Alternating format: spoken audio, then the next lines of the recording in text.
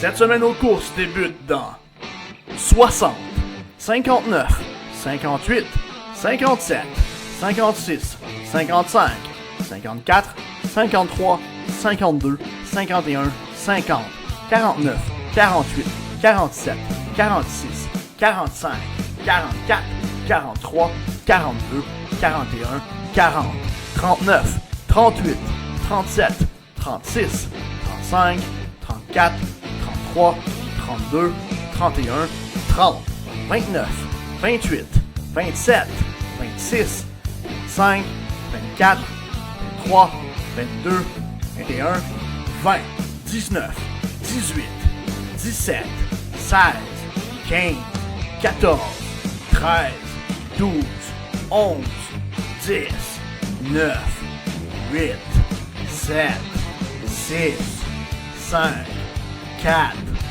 3, 2, 1, 0.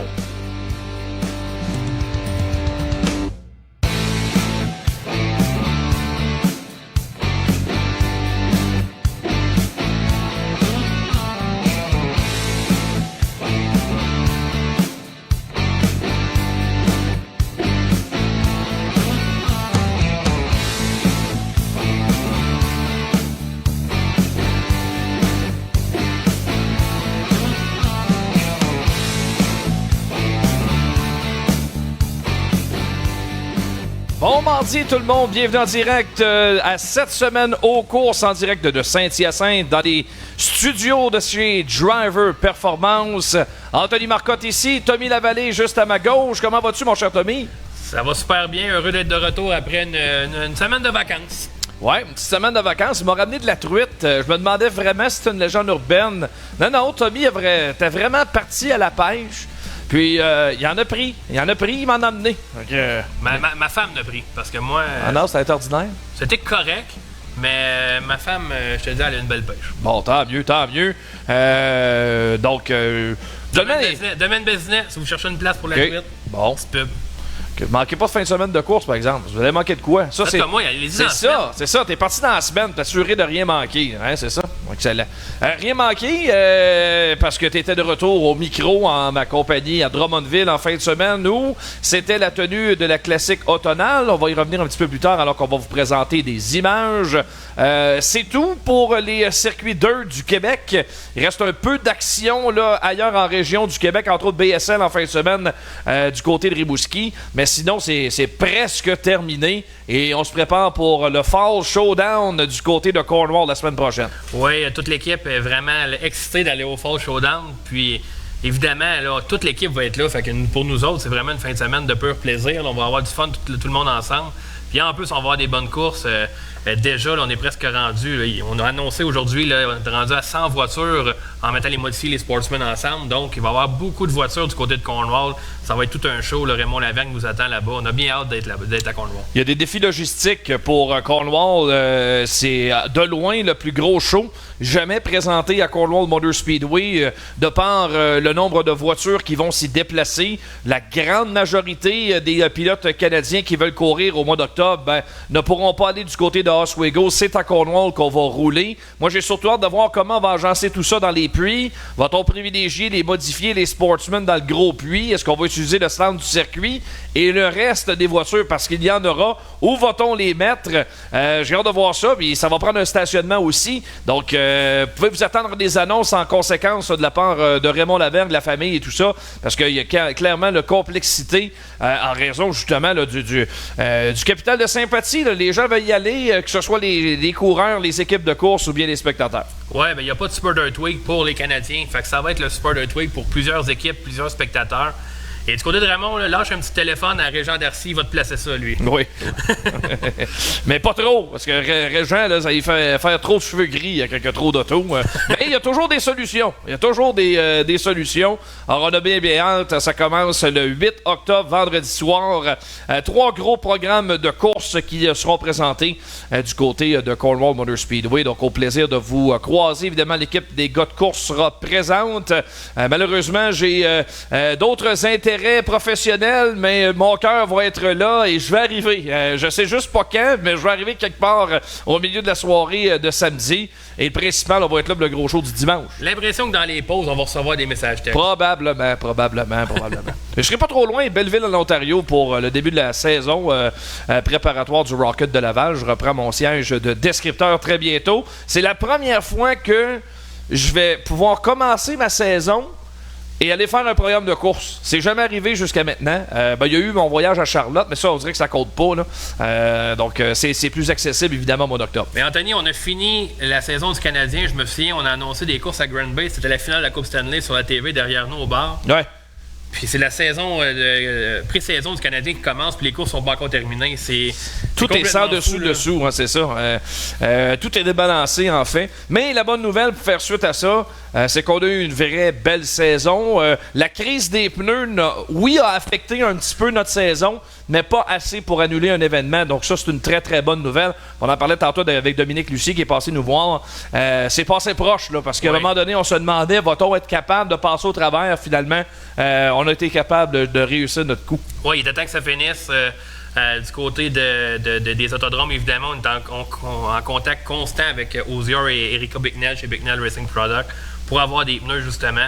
J'imagine que c'est la même chose du côté de Raymond. On veut s'assurer d'avoir des pneus pour les 3 programmes. Parce qu'on le sait, là, on se souvient, Yann Bussière avait annoncé au micro là, lors d'une de ses courses, il avait terminé 3e, je crois, puis il avait dit que Osier privilégiait Oswego. Donc, tous les pneus s'en iraient vers Oswego, mais il nous reste encore des grosses courses. Il reste Cornwall, Rex Brockville. Donc, il va falloir qu'Osier voit un peu plus le marché du Canada comme un marché, parce que c'est un gros marché, là. C'est un énorme marché. C'est incroyable. Là. 100 voitures, on le dit, là, 100 voitures Sportsman modifiées. Puis il se dépense beaucoup d'argent. C'est pas parce qu'on n'est pas américain qu'on ne mérite pas d'être considéré. Et ce sera un des sujets à l'ordre du jour tantôt, vers 21h. Dean Reynolds, le directeur de la série Super Dirt Car et des Empire Super Sprints, qui sera des nôtres. Évidemment, je vais tâcher de traduire la grande majorité des propos de Dean. Bien heureux de le recevoir. Ça fait 2 ans qu'on ne l'a pas vu. C'est un monsieur que j'apprécie, qui est toujours de bonne humeur, puis qui est toujours d'agréable compagnie. Mais là, il y a des sujets quand même d'importance que je suis convaincu que vous serez très attentif à connaître les réponses. Lui, c'est 2 séries, là. Oui. Donc, on est habitué de le voir avec les gros blocs, oui, avec la série 358 parfois, lorsqu'elle vient, puis avec l'ISS. Donc, ça fait longtemps qu'il n'est pas venu au Canada. Là. C'est ça. Puis c'est un bonhomme qui a toujours été favorable aux pistes du Québec et du Canada. Arrive toujours ici, puis travaille très fort pour aider aux séries. Sauf que là, la situation des douanes complexifie la chose pas mal. Puis je veux pas, quand une saison finit, on pense déjà à la prochaine. Il y a déjà des plans pour la saison prochaine. Qu'en est-il dans le cerveau de la série Super Dirt Car? Est-ce qu'on a le Canada dans le collimateur ou pas? On va le savoir tantôt. Est-ce que Dirt Car peut se permettre de snobber le Canada lorsqu'on regarde les estrades qui sont pleines, incroyables? Les pilotes adorent ça. Oui, on n'aime pas les douanes, évidemment, mais au niveau de l'ambiance, c'est totalement différent à ce qu'on est habitué du côté de Dirt Car. J'ai bien hâte de voir ce qui va se passer. Et la vaccination qui demeure un os évident dans tout ça. Bref, on vous en dit pas plus. C'est Dean qui va répondre aux questions tantôt. On va le cuisiner. Oui, exact. Également, au menu de l'émission, on reçoit Louis-Philippe Dumoulin, nouveau champion de la série Pinty's de NASCAR, la série canadienne. 2e fois champion de la série. LP Dumoulin de Trois-Rivières va être avec nous aux alentours de 20h45. Et à 20h30, il est déjà arrivé et fait le voyage de Thetford Mines pour venir nous voir aujourd'hui. Pascal Paillard, le pilote de la voiture 338 en Pro Stock, va être avec nous. Bien content de le recevoir. Encore une bonne saison pour Pascal. Gagné en fin de semaine du côté de Drummondville. Et au micro, nous a répondu que l'an prochain, on est incertain à savoir si ce sera en Pro Stock ou bien si ce sera du côté des Sportsmen. Alors, on ira plus approfondi avec Pascal dans les prochaines minutes. Alors, c'est le menu de l'émission. Et sans plus tarder, passons justement au résumé de la fin de semaine, entre autres à l'Autodrome Drummond. Ce segment d'émission est propulsé par VP Racing Fuel, distribué au Québec par DL Performance de Chambly. Présentation de la classique automnale du côté de Drummondville samedi. Yann Bussière qui nous annonçait mardi dernier revoir la fameuse formule du Québec Dirt Weekend qu'on repousse en 2022. Je pense que ça a été une bonne décision parce que, en raison de la pluie tombée, ça aurait été impossible de présenter les courses vendredi. Ça aurait vraiment complexifié les choses pour remettre ça le samedi. Finalement, on a eu une très, très belle soirée du côté de Drummond samedi soir. Oui, il faut savoir que vendredi, justement, Yann a passé la journée avec toute son équipe à vraiment pomper l'eau qu'il y avait dans les puits. Donc, vendredi soir, peut-être que la piste aurait été capable de la sauver, mais au niveau du puits, il n'y avait rien à faire. C'est ça. Les remorques auraient resté pris. Donc, ça a été une bonne décision du côté de Yann Bussière. Et évidemment, au niveau de la course de samedi, on a eu des bonnes courses dans presque toutes les classes, Et ça a été excellent, encore une fois, le spectacle qu'on a offert du côté de l'Autodrome Drummond. C'était un spectacle différent. Première fois qu'on avait une piste aussi sèche dans les qualifications, mais moi, pour ma part, puis je pense que tu partages ça a été quand même de très bonnes courses sur une piste. Ça fait vraiment changement. C'est sûr que l'action n'est pas extraordinaire en qualification. Ça va moins vite. Mais rendu en finale, ça a été une excellente finale de Santo du côté des modifiés. On va vous présenter des images de cette finale de la classique automnale. Beaucoup d'intrigues dans cette finale. Et au début de la finale, justement, on avait 2 recrues sur la première ligne. Jérémy Roy qui partait tout juste à côté d'Evan Racine. Oui, puis c'est vraiment les 2 pilotes qui étaient en liste pour le recrue de l'année. C'est Evan Racine qui a remporté ce titre-là. Et Evan Racine, ça a été incroyable. Oui, David Hébert, à quelques reprises, il a passé sous le signaleur en avant de Evan Racine au courant des 68 premiers tours. Mais le reste, ça a vraiment été l'affaire du 54 AR. Il était vraiment solide, confiant. Là. Il a résisté à David Hébert, Mathieu Desjardins, 2 anciens champions du côté de l'autodrome. Donc, vraiment une très belle performance pour Evan Racine. Et tu parlais là, d'une piste sèche, que ça change justement les choses. Le top 3 à la fin de la course, c'est des pilotes que ça faisait longtemps qu'on n'avait pas vu sur le podium. Donc, je pense que ça a vraiment fait changement. Les gens étaient contents de revoir Mathieu Desjardins remporter une course. Ils étaient contents, évidemment, de voir Mario Claire enfin pouvoir se faire justice malgré tous les problèmes qu'il a eu depuis le début de la saison avec sa voiture 22. Et à l'extérieur, on le sait, on s'en est parlé justement là, parce qu'on se fait un petit pot là, entre nous autres. Là. Puis on se les dit encore toujours, perdu. on se les dit toujours, les terriens, quand c'est sèche comme ça, sont toujours à surveiller. Et encore une fois, on ne s'est pas trompé. Cette fois-ci, c'est Alex là, qui a terminé 3e. Mais vraiment, il y a eu plein de rebondissements. Des coups de théâtre. Steve Bernard fait une remontée incroyable en début de course, décide d'aller dans les pluies. Même chose pour les frères Bernier. Sébastien Goujon sort complètement du circuit, se ramasse dans les puits, tombe 2 tours de retard, reprend ça avec le Lucky Dog. Vraiment, il y a eu plein de rebondissements. David Hébert qui brise, Yann Bussière qui tombe en bas de la piste, qui recule, qui va dans les puits. Vraiment, là, ça a été toute une course. Et à la fin, là, Mathieu Desjardins a été solide parce que Mario Claire s'en venait. Ah oui, c'était du grand rocket dans la courbe 3 et 4. Là. Si on est en mesure de le voir, là, j'aurais pas mis ma main entre la roue arrière droite et le mur pour Mario Claire. Mathieu Desjardins a eu toutes sortes d'ennuis au cours des dernières semaines. On a décidé de prendre le mulet du côté de l'équipe Saint-Sauveur et ça a porté fruit. Le retour de Desjardins qui a remporté les 2 grosses courses du côté de Drummond cette année. Donc, ce qui m'a fait lui dire que c'était l'homme des grandes occasions à Drummondville cette année. Mais vraiment, là, une bonne finale avec plein de rebondissements. Je pense que la foule a apprécié. Puis ça terminait bien la saison du côté de l'autodrome Drummond. Et que dire de l'éclairage? D'ailleurs, sur nos images qu'on vous présente actuellement, vous voyez la différence significative dans la clarté des images. Mais pour ça, on n'a pas fait de miracle. C'est vraiment le nouvel éclairage au LED qui a été installé au cours de la semaine. Vous remarquez même tous les détails de la courbe 1 et 2. Vous voyez à quel point c'est un drôle de virage. Il y a du glissant, mais il y a un peu de collant en milieu de circuit. Et tous les pilotes, unanimement, ont vanté la qualité de l'éclairage à Drummondville. C'est un game changer. Oui, vraiment. Puis... pour un pilote, c'est plus facile, évidemment, parce qu'on voit mieux les trous sur la piste. Mais pour les spectateurs également, c'est beaucoup plus intéressant parce que c'est vraiment clair et c'est pas terminé.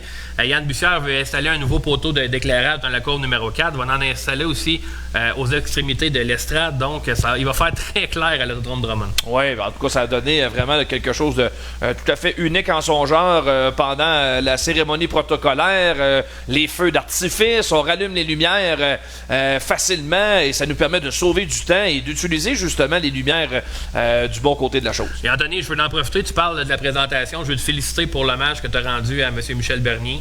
C'est un hommage sobre. Comme vraiment, ça a été parfait. Puis je pense que les gens ont bien apprécié également. Là, on le voit dans les commentaires. Ouais. Félicitations pour l'hommage que tu as rendu à Michel Bernier. Ben, ça fait plaisir. Vous le voyez sur l'image pendant la cérémonie qui s'est complétée justement par un 4 de large où on a isolé les voitures de Steve et de François Bernier à l'avant. Je pense que c'est une belle marque d'attention pour un monsieur qui fait l'unanimité dans les pluies. Un monsieur très apprécié, Michel Bernier, qui se bat contre la maladie, tente de s'en sortir avec énormément de courage. Et je trouvais tout à fait approprié là, qu'on lui rende ce type d'hommage. Je pense que c'est mérité. Pas de cachette. C'est pas des choses qui sont faciles à faire. Rendre hommage à quelqu'un qu'on connaît bien puis qui a toujours été de notre côté. Michel Bernier fait partie de mes fans. J'ai pas peur de l'admettre. Michel a toujours été derrière mes aventures aux courses, donc ça venait du cœur profondément. Puis salutations à François et Steve, ses fils, et toute l'équipe, Denise également, la maman qui a célébré justement son anniversaire en début de semaine. Donc une petite pensée pour la famille Bernier. Tommy, on va voir maintenant ce qui s'est passé du côté des Sportsmen où on présentait une finale de 50 tours. Ça a été une excellente année pour les Sportsmen. Moi, j'avais de grandes attentes. Elles ont été comblées au fur et à mesure que la saison avançait. La qualité du peloton, la relève de notre sport passe par les Sportsmen. Et encore une fois, ça n'a pas fait exception samedi soir. Oui, si on va commencer, on va y aller avec la finale, là, puis on parlera du B-Main un peu plus tard. Je l'ai dans mes choix du président, donc on en parlera à ce moment-là. Ouais. Ça a été tout un début de course entre Félix Murray et Michael Richard. On s'est échangé la première place à de nombreuses reprises. Par la suite, William Racine s'est amené à l'avant du peloton. On croyait bien, on ferme les livres. William Racine a pris la tête. Et non, c'était Cédric Gauvreau qui est revenu et est venu chercher la victoire. Une autre grosse victoire pour lui cette saison. On a l'impression qu'à chaque fois qu'il y a une grosse course Sportsman, il est là. Et a été chercher le chèque de 2000 $ pour cette victoire en Sportsman. Encore une fois, une très belle course chez les Sportsmen, justement, Anthony. Plusieurs bons pilotes aux avant-postes. Félix Roy était là. Malheureusement, Samuel Charland, ça allait très vite en début de course. Mais il y a eu une mésaventure avec le mur de la courbe numéro 3 et 4. Sa course s'est terminée ainsi. Mais je pense qu'il aurait été là pour la fin de l'épreuve. Encore une fois, comme je disais, très bonne course. Steve Turcotte qui est revenu sur le podium à la toute fin. Encore une fois, chapeau à tous les pilotes Sportsmen. Non, on ne sait pas quels sont les plans futurs de certains de ces pilotes. Un jour, on verra Cédric Gauvreau en modifié. William Racine aussi, c'est une évidence, va faire un jour son saut en modifié. Samuel Charland, on va le voir en modifié un jour. Peut-être pas l'an prochain, mais je ne sais pas à quel point la qualité de l'opposition, la qualité des courses, ça pourrait peut-être retarder la montée en modifié de certains d'entre eux. La compétition est tellement féroce, puis les gars ont du fun d'aller aux courses. Parce que justement, c'est pas si facile que ça de les gagner. Ouais, mais un pilote veut être dans la meilleure classe, veut courir contre les gros noms. Ouais. Fait que, oui, évidemment, il y a des coûts qui sont reliés à ça. On blâmera jamais un pilote qui n'est pas capable d'aller en modifié de rester en Sportsman, ça c'est sûr et certain. Mais les gens qui sont capables, évidemment, on veut les voir en modifié, on veut les voir se mesurer au meilleur de la catégorie. Parce qu'on le sait, William Racine, Cédric Gauvreau, quand ça va monter, ils finiront pas dernier. Là. Non. Ça va peser sur le gaz, puis ça va être excellent. Même chose avec Charland. N'importe qui va monter là, dans le top 10 en Sportsman va avoir de bons résultats. Là. Peut-être pas gagner, peut-être pas des top 5, mais va quand même bien figurer en modifié. Donc, on les attend, ces pilotes-là. Ils viendront lorsqu'ils seront prêts, mais au moins, on le sait qu'il y a quand même Félix Roy également qui va monter, c'est sûr et certain. On a quand même une base de pilotes là, qui va venir renflouer les coffres, renflouer le peloton des modifiés, parce qu'on le sait, il y a des pilotes pour qui ça achève. Là. Ouais, exactement. On présentait une double finale chez les Lightning Sprint. Quand on vous dit une bonne soirée, moi, c'est le déroulement de la soirée de samedi, compte tenu du nombre de tours qu'on devait compléter dans la majorité des classes. Il y avait 2 finales chez les Lightning Sprint et elles se sont déroulées à vive allure et ça relance le championnat de plus belle. Tout ça va se terminer le week-end prochain du côté de Cornwall. On va présenter 2 finales et il y a 2 candidats au titre. C'est Tommy Moreau qui mène le championnat, suivi de Stéphane Saint-Laurent. Mais Saint-Laurent a connu une très bonne fin de semaine. Il a terminé 2 fois devant Moreau, ce qui va nous donner quand même là, une fin de semaine très, très intéressante la semaine prochaine. Oui, c'est Jordan Poirier qui est venu un peu là, changer la chose parce qu'il a regagné la première finale. Mais en enlevant Jordan Poirier, les 3 autres positions, ça a toujours été la même chose. Saint-Laurent devant Moreau et Bolduc. Oui. Donc, Jordan a gagné la première course. Saint-Laurent a terminé 2e devant Moreau. Et lors de la 2e finale, Saint-Laurent a remporté la finale devant Moreau et Jean-Christophe Bolduc. Je veux lever mon chapeau, moi, Jean-Christophe Bolduc. C'est un pilote, c'est juste à sa 2e année. À chaque fois que la piste est sèche, il est à surveiller. Il est très rapide et surtout très sympathique également. Donc, félicitations à ceux qui ont terminé sur le podium, à tous les pilotes Lightning Sprint, parce que, encore une fois, 2 finales sans jaune, il faut le faire. Puis on a eu un excellent spectacle. Que ce soit sèche ou collant, ça va quand même assez vite. Oui, Jean-Christophe, dont la famille est impliquée dans les opérations du circuit de East Broughton. On a annoncé cette semaine d'ailleurs que East Broughton est à vendre, le Speedway. Alors, pour plus de renseignements, ça vous tente d'acheter une piste de course, c'est à vendre officiellement du côté de East Broughton. On a fait l'annonce de ça au cours des dernières heures. Alors, à suivre pour ce qui est des Lightning Sprint. Passons chez les Pro Stock maintenant. On aura l'occasion d'en reparler davantage avec Pascal Pailleur qui s'en vient avec nous dans les prochaines minutes. Mais les Pro Stock faisaient l'objet d'une finale de 25 tours. Aucune neutralisation. Très bonne fin de saison pour les Pro Stock. Tu sais, souvent, certains vont chialer et dire « Ah, il y a trop de jaune en Pro Stock. » Ben, on va corriger le discours parce que dans les dernières semaines, ça a été un très, très bon déroulement. Plusieurs finales sans neutralisation consécutives pour les Pro Stock. Oui, puis on le dit, lorsque c'est sèche, justement, les contacts sont moins nombreux. Oui, on peut avoir quelques dérapages. On n'en a pas eu du côté de la piste samedi. Mais on a eu des belles luttes. Le Robert Larocque, Bruno Cyr. Et là, on voit Pascal Pailleur. Tu vas y parler tout à l'heure, Anthony. Je veux absolument que tu lui demandes pourquoi que son char, il ne va pas comme les autres. C'est vrai. Hein? On le regarde à l'œil, c'est différent. Moi, je suis très curieux de savoir est-ce que c'est les coils qui font ça, est-ce que c'est quelque chose de différent. Mais à l'œil, cette voiture-là se comporte différemment et ça semblait marcher parce qu'il était intouchable samedi. Il a été chercher la victoire devant Yves Hamel et au 3e rang, c'est Gabriel Cahouette. Non, c'est Robert Larocque, pardon. Robert Larocque a terminé 3e. Robert Larocque a connu une bonne fin de saison également. C'est un pilote dont on parle un peu moins parce qu'il est un peu moins souvent peut-être dans le top 5, mais une très bonne fin de saison pour lui. Chez les Midget Speed STR, belle surprise, le retour sur la première marche du podium de Thibaut Pierre Hébert est allé chercher une victoire très populaire. Oui, Thibaut Pierre Hébert, on le sait, nous autres, on est privilégiés, évidemment, avec Mini qui est avec nous, son fils. On entend parler, ils ont eu tellement de difficultés avec les moteurs. Pierre a brisé son moteur gros bloc, a brisé son moteur du STR. Est parti à l'avant, a montré le chemin. Kevin n'a pas été capable de suivre. Son père avait fait la stratégie, il dit « Suis-moi ». Mais... Mais Thibaut a vraiment résisté aux attaques de Maxime Plante jusqu'à la toute fin. Il ne devait pas faire d'erreur, il n'en a pas fait. Puis je pense que c'est une bonne façon de finir la saison. Ça a tellement été difficile au niveau des troubles pour les Hébert. Donc, félicitations à Thibaut, tellement sympathique. Il est venu passer la finale avec nous. Il avait un petit privilège. Oui, tu n'as pas de qui. Oui, c'est ça, mais félicitations Thibaut, belle victoire. Très belle victoire pour Pierre Hébert. Allons voir maintenant les Mud Light qui étaient toujours sur place à Drummondville. Et je ne serais pas surpris d'apprendre que le phénomène Kevin Boucher-Carrier est allé chercher une autre victoire. Une saison parfaite pour lui du côté de l'Autodrome Drummond. C'est incroyable. Je pense qu'il n'y a pas rien à rajouter pour Kevin Boucher-Carrier. Un pilote dominant. Sèche, collant, en haut, en bas, trouve toujours un moyen d'aller à l'avant. Éric Desilets a réussi à le suivre pendant quelques tours, mais Boucher-Carrier, c'est un horloge également. Toujours de très bons tours, fait pas d'erreur. Donc, a été chercher le championnat, évidemment. Saison parfaite. Puis il s'est fait battre par Jeff May, peut-être, ou peut-être à Cornwall, je ne sais pas. C'était le Granby qui l'a perdu contre Jeff May. Mais... Je me souviens pas à Cornwall s'il a remporté la victoire, mais quoi qu'il en soit, je pense que c'est Desilets. Mais quoi qu'il en soit, là, c'est juste 2 courses qu'il n'a pas gagné dans la saison. Je pense que c'est une bonne saison.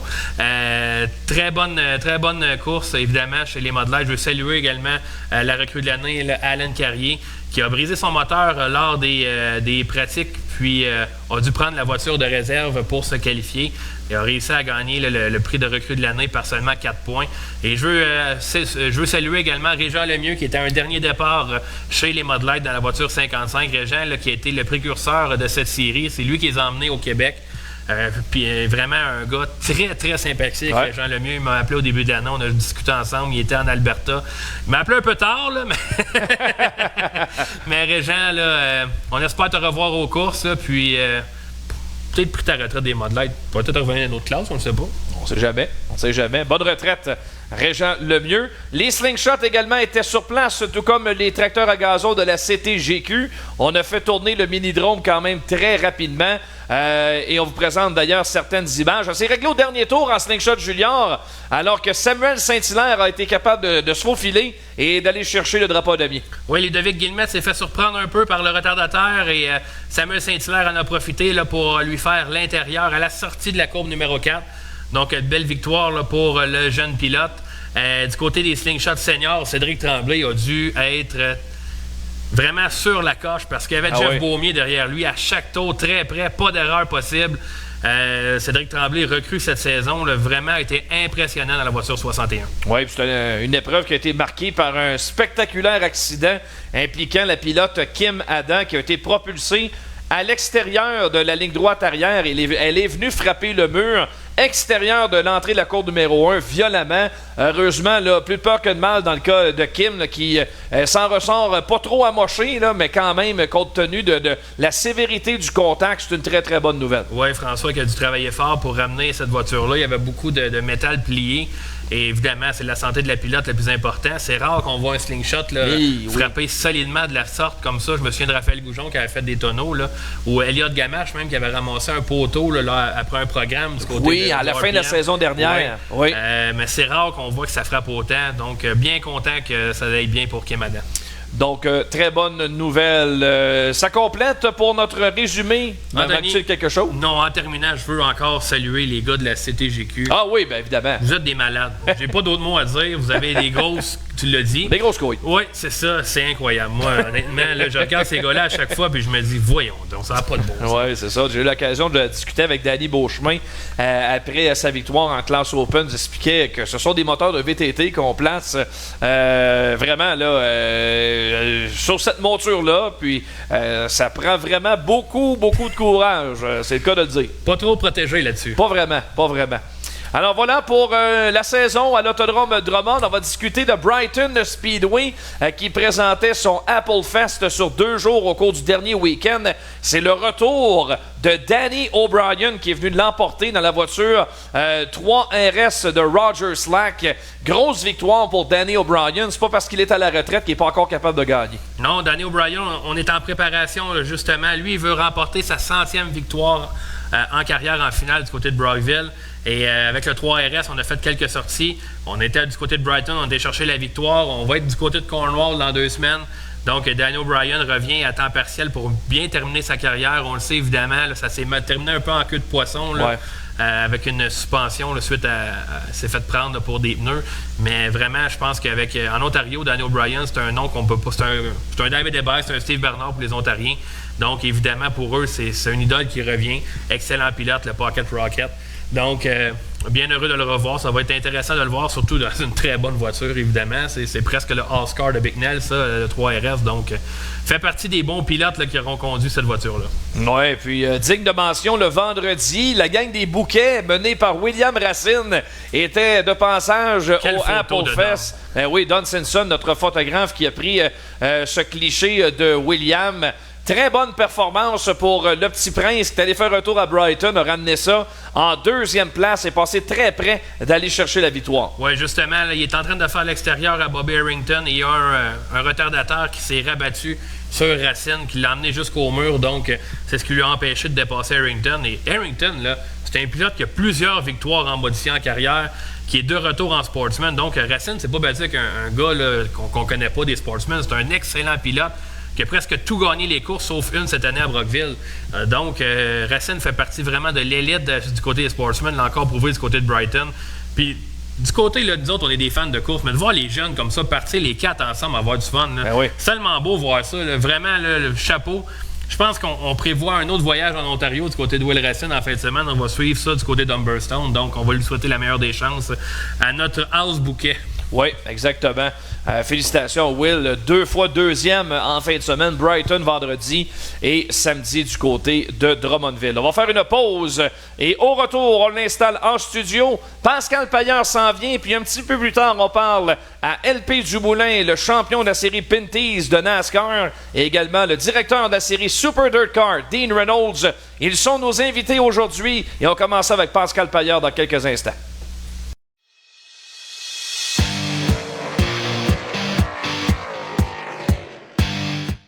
Les 8, 9 et 10 octobre prochains, le Cornwall Motor Speedway présente la deuxième édition du Cornwall Fall Showdown Weekend, présenté par King Edward Auto Parts et Dirt Outlaw Apparel. 3 journées d'action qui mettront en vedette les championnats modifiés 358 St. Lawrence Radiology et Sportsman Grovro Transport, en plus de la conclusion des séries Fatless Chip Stand Canadian Nationals et Race for the Cure Sportsman. De plus, les classes Pro Stock, Lightning Sprint, Mud Light, Mini Stock, Street Stock et Vintage seront à l'honneur au cours du week-end. Pour réservation et informations, consultez le cornwallspeedway.com. Les gars de course tiennent à remercier leurs précieux partenaires. Groupe Génic, Garage P. Auclair, Remorquage du Plateau, DL Performance Distributeur VP Racing Fuel. Les gars de course au Fall Showdown, les 8, 9 et 10 octobre prochains. Suivez-nous sur Facebook et sur notre site internet pour une couverture complète de la programmation au Cornwall Motor Speedway. Résultats, nouvelles, entrevues, écho des pluies, les gars de course seront la référence pour vous tenir au courant. Les gars de course au Fall Showdown, une présentation de Remorquage du Plateau, Remec, le Groupe Ultra et du Cornwall Motor Speedway.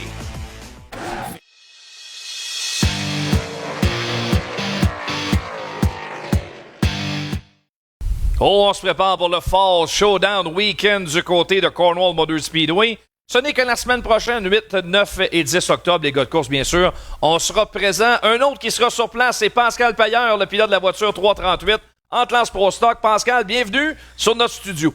Salut Anthony, merci de l'invitation. Je suis bien content. Écoute, c'est nous qui sommes contents de te recevoir parce que souvent, nos invités qui viennent de loin, on se dit, on va leur offrir deux opportunités, soit en présentiel, ou sinon on peut faire ça à distance. Mais non, t'as insisté pour être ici. Alors, on l'apprécie infiniment. Ouais, tu sais, se faire inviter, je trouvais ça vraiment le fun. Puis j'ai dit, moi, le remercier, c'est d'être là. Puis c'est plus chaleureux, c'est plus à ma manière, je pense. Exact. Puis on a de bonnes installations. On est fiers de recevoir justement nos invités à chaque fois. Pascal, parle-moi un petit peu de ta passion pour les courses avant de venir peut-être mettre l'accent sur ta saison. Ça part d'où justement la passion des courses? Parce que t'es un passionné, puis s'il y avait des courses à tous les jours, pour moi, tu serais sur la track. Ah, c'est sûr que je suis un passionné. J'adore les courses. J'adore les courses depuis que je suis tout petit.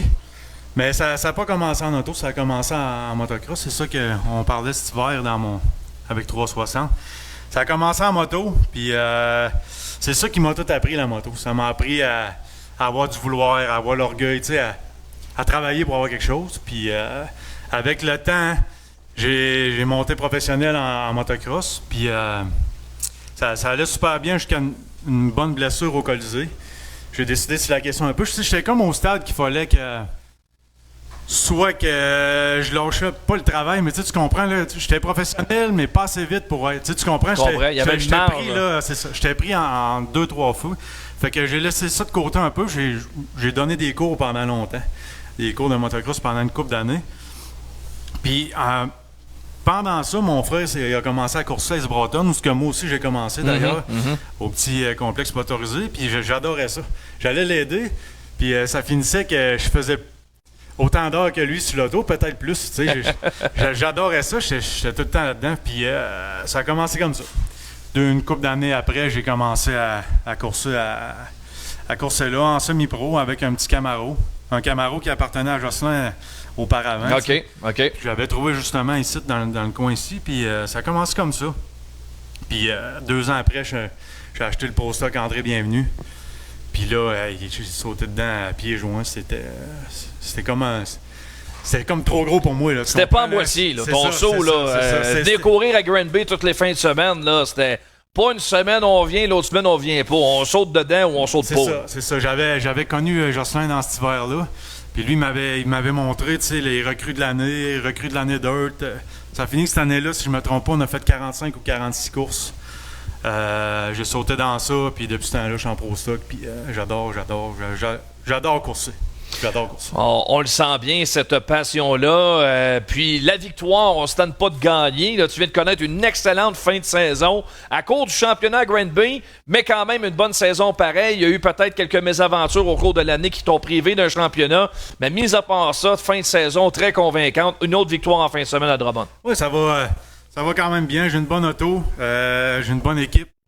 C'est ça que ça prend pour aller aux courses. Fait que je prépare mon auto moi-même. Mais la fin de semaine, je peux pas chialer. J'ai toujours du monde avec moi. On a une routine. Le char est toujours prêt, toujours très prêt. Je pense que c'est ça qui fait la différence. C'est juste ça.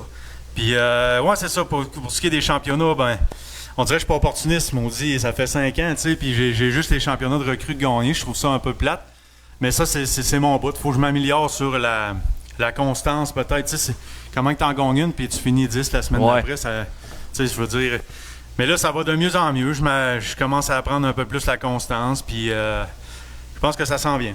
On regarde ta voiture là, sur les différentes photos, les clichés de notre ami Don Simpson.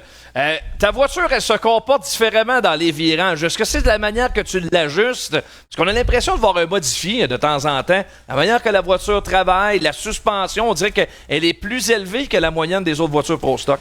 C'est sûr que c'est une voiture à coille. C'est les nouvelles patentes, comme je peux dire. Ça l'a sorti depuis 2 ans environ.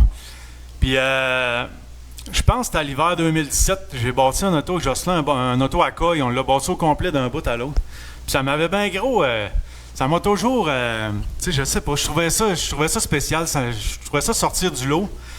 Puis j'ai pris beaucoup d'informations sur cette auto-là avant de la bâtir comme ça. Parce que ça, c'est mon même char depuis que j'ai commencé, mais je l'ai comme transformé à coille, si tu veux. Puis c'est ça donne... c'est tout nouveau, c'est une nouvelle manière de penser. C'est pas parce qu'il y a des coilles après qui fait ça, c'est tout un setup qui va autour de ça, tu sais. Puis je parle beaucoup avec les gars de ce mode-là, si tu veux, des gars de street stock, puis on s'en va vers ça, les bras un petit peu plus debout. Puis tu sais, des nouvelles patentes. Puis on essaye à toutes les semaines. Puis depuis un petit bout, je pense que je suis plus dessus que je l'ai jamais été. Puis ça va super bien comme ça. C'est une conduite qu'il faut que tu apprivoises avec le temps aussi. Ouais. J'ai eu beaucoup de... Tu sais, si j'aurais eu... Je te mentirais pas, là, si j'aurais eu cette auto-là en 2015, là, je serais bien plus souvent dans le mur que ça traque. OK, ouais. Ça a été vraiment dur à conduire au début. Ça a été dur à apprendre. Ça rentre dans le coin, puis lui, il faut que tu pèses sur le gaz. Tu pèses pas, là, c'est un peu à la Sportsman, un peu. Il faut que tu le places, puis tu pèses. Un Pro Stock à lame, plus traditionnel, il faut que tu l'attendes un peu plus. Puis c'est pour ça que le char est comme ça. C'est tout un peu plus relié à ça. Là, très intéressant. Tu me parlais tantôt, Pascal, justement, de ta passion pour les courses, puis d'avoir la chance de courser en masse. Puis tu m'as un petit peu surpris, pour être honnête, à la fin du programme de samedi. C'est moi qui ai descendu en bas pour jaser dans le cercle des vainqueurs. Puis tu me dis, ouais, là, l'an prochain, on hésite un peu. T'as le Sportsman en arrière de la tête. Est-ce que ça... T'es prêt à faire le commitment de dire l'an prochain, quand je passe à autre chose dans ma carrière, les Pro Stock, on met ça de côté, ou t'en es pas encore rendu là? Non, je suis pas rendu là. Je suis rendu au stade de l'essayer, puis je suis rendu au stade d'y penser vraiment fort. J'ai l'impression, je vais parler pour moi, là, pour mon équipe à moi, puis pour moi, puis ma copine, on course pas qu'on course pas assez, mais on aimerait ça courser, puis pas se poser de questions. Tu sais, moi, vendredi, si je fais le championnat à Granby, je vais être à vendredi, tous les vendredis à Granby, tu comprends? Ouais. Mais si je décide, mettons, on va dire que je fais Drummondville, ben très souvent, je vais aller à Mohawk, je vais aller essayer Mohawk, je vais aller à Cornwall le dimanche. C'est ce que la beauté des sportsmen, c'est qu'on peut rouler tout le temps. Ben, je vais me chercher un jeudi soir, puis je vais me trouver une place à rouler avec, là, tu comprends? C'est ça qui me manque un peu. Puis on dirait qu'au... Je lâche pas les Pro Stock. J'annonce pas que je lâche les Pro Stock. Je veux dire que je suis tanné comme d'avoir une routine. Je veux aller aux courses pour de vrai, puis concentrer. Je veux aller aux courses. Puis c'est ça. Je pense que le Sportsman m'apporterait ça. Je suis pas prêt à dire que je vais avoir ça l'an prochain, mais on pense à ça, moi et ma blonde, puis on check budgétairement aussi. Faut que je m'informe à un gars comme Alex, comme Doom, comment ça peut coûter. La transition, parce que la voiture, là, pour le Pro Stock, je veux dire, ça a une valeur, là. C'est pas une méchante voiture. Je veux dire, tu performes avec, là. Elle sera pas gratuite, là. Tu vas être capable de vendre ça, puis peut-être après voir ce qu'on peut faire pour monnayer, finalement, la voiture. C'est ça. faut que je m'informe un petit peu plus de tout ça. Puis j'aimerais ça d'essayer un bon. Tu sais, je n'ai jamais essayé plus que ça. Puis essayer un char que je sais pas s'il va tourner dans le coin, ça m'intéresse plus ou moins. Tu sais, un moment donné, je vais avoir une chance d'essayer un bon. Puis on verra si je suis à l'aise premièrement. Puis si j'aime la ride, tu sais, si c'est une ride de tracteur à pelouse, tu sais, je vais aller aux courses. Puis je veux courser encore. Puis je trouve aussi, qu'est-ce que j'aime, c'est le bassin. C'est tous des jeunes enragés qui vont course en maudit, tu sais. Puis si tu peux courser contre eux autres, puis être compétitif, là, tu sais, le plus bel exemple, je trouve, c'est Sam Charlin. Ça a gagné beaucoup de courses en CT, ça a gagné tout. Puis tu sais, là, il arrive, puis sa course en crime, là, tu sais. Ah ouais, c'est ça. Il va à Cornwall, puis il va pogner William qui marche un soir, il va pogner Moïse Page qui marche un soir, tu sais. Tu sais, c'est un gars crime vraiment fort, puis il trouve son pied, ça se fait à côté au pied du mur, puis ça, c'est ça que j'aime, tu sais. Puis je pense qu'en sportsman, ça me donnerait le défi de, tu sais, parquer ça, je sais pas, moi, top 15, top 20, je sais pas, il y a tellement de monde. Juste faire le E-main en partant, tu sais, je serais content la première année, puis après ça, ben, tu sais, ça serait toujours un défi, là, un petit bout, là. Puis d'en gagner une à un moment donné, tu sais, c'est comme, c'est de l'accomplissement, mais moi, je pense qu'il n'y a pas de crainte à aller en sportsman, parce que ceux qui ont eu des doutes cette année, ben, c'était le temps d'en avoir, parce que là, il y a eu l'arrivée d'une douzaine de recrues cette année en même temps, des pelotons constamment au-dessus de 30 par soir, je veux dire, grosse compétition, très peu d'accidents. Tu sais, des carambolages là, de gars qui ne savent pas tenir ça, c'est pas arrivé bien souvent. Sérieusement, le talent est là, puis il mérite un coup de chapeau, la gang des sportsmen. On a un bon show toute l'année. Il n'y a pas de crainte à aller en sportsman. Non, puis c'est ça. Si je te parle de pour moi, ça serait vraiment ça. Ça serait le défi, puis avoir la chance de courser souvent. Moi, je veux courser plus que ça. Puis c'est ça qui me manque d'aller aux États-Unis, justement. Ben, ça nous manque tous. D'autres aussi, on aimerait ça. Je faisais la dernière année, en 2019, je faisais Granby, je faisais Plattsburgh, puis je faisais la Dirt. Fait que tu sais, j'avais beaucoup de chance, puis j'étais allé à Libanon 2 fois pour le fun. Tu sais, j'avais beaucoup de chance de rouler. Là, on est comme embarré. Puis c'est ça, j'aimerais ça un petit peu plus courser, puis courser contre les gars vraiment. T'sais, ça serait un méchant bon défi pour moi, là, puis j'adorerais ça, je pense. On a vu quelques photos, ta conjointe Vanessa qui te supporte dans les courses. Et là, elle a un petit bedon. C'est pas parce qu'elle a engraissé nécessairement, c'est parce qu'elle a un bébé. Regardez-moi ça. On va faire partie, Pascal, du club des nouveaux papas en 2022 avec nos poussettes dans le pit. Ça va être extraordinaire. Mode de vie qui va se propager de génération en génération chez les payeurs. Ouais, ma copine, c'est... Pour les courses, je pouvais pas demander mieux. Elle adore les courses, elle aime ça autant que moi, peut-être plus. Ah oui, hein? Elle est toujours là à course, puis tu sais ça va faire changement, mais on est loin de lâcher les courses, puis la petite va venir aux courses, puis ça va être ça la vie. Ça va être comme ça que ça s'en va. Parce que Vanessa, elle a couru elle aussi. Ouais, elle court encore. Ben, elle a pas couru cette année. Ben là, on comprend pourquoi. Elle a couru obstacle avant que je la rencontre. On a coursé un petit bout d'obstacle ensemble.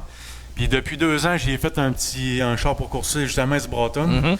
On est là tous les samedis soirs, puis elle est bonne, fait que ça va bien. Non, ben c'est super. Belle histoire. On a hâte de vous voir dans les puits. Je savais pas que vous attendiez une petite fille. Moi aussi. Fait que on va trouver une amie à la petite Béatrice. Ils vont avoir à peu près le même âge. C'est dû pour quand? Le 18 décembre. On a été justement à un écho aujourd'hui. Okay. Ça va super bien. Tant mieux.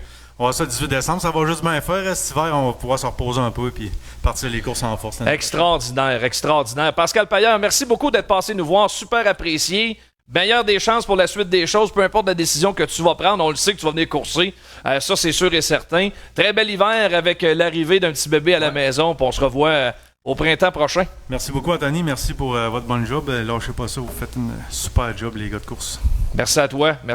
On va faire une pause. Et au retour de la pause, justement, on reçoit le pilote Louis-Philippe Dumoulin qui vient de remporter le championnat en série canadienne du NASCAR.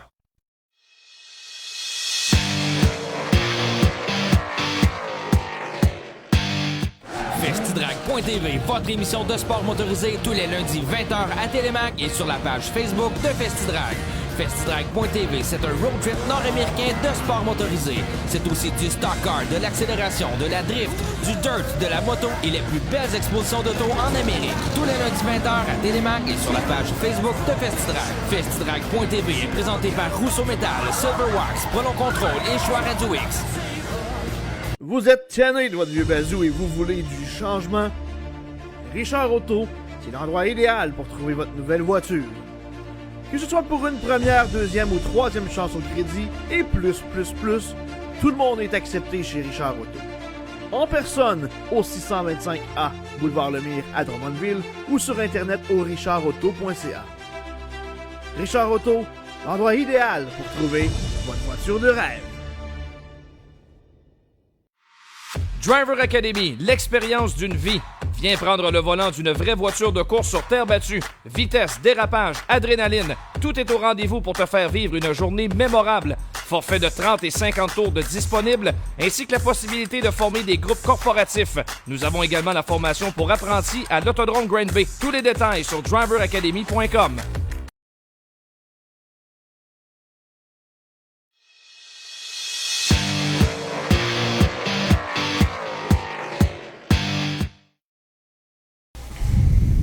Yes, sir.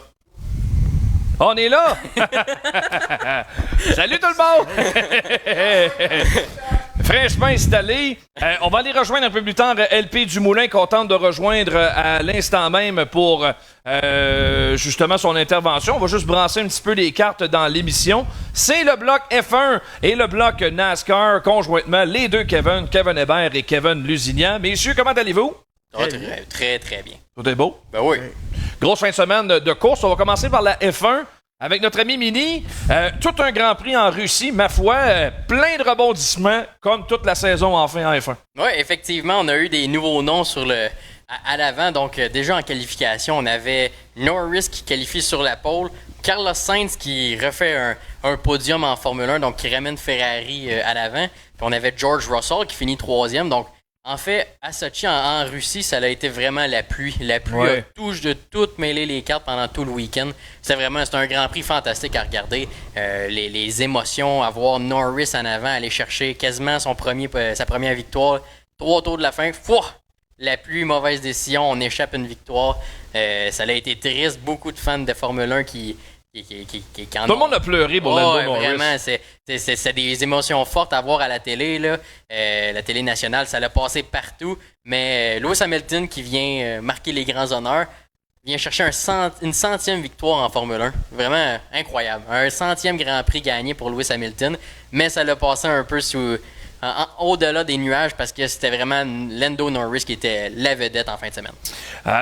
C'est un talent exceptionnel, Lando Norris. On n'a pas fini de parler de lui. Je trouve que McLaren, depuis quelques années déjà, est sur la pente ascendante et ils ont fait de Norris clairement le porte-étendard de l'écurie.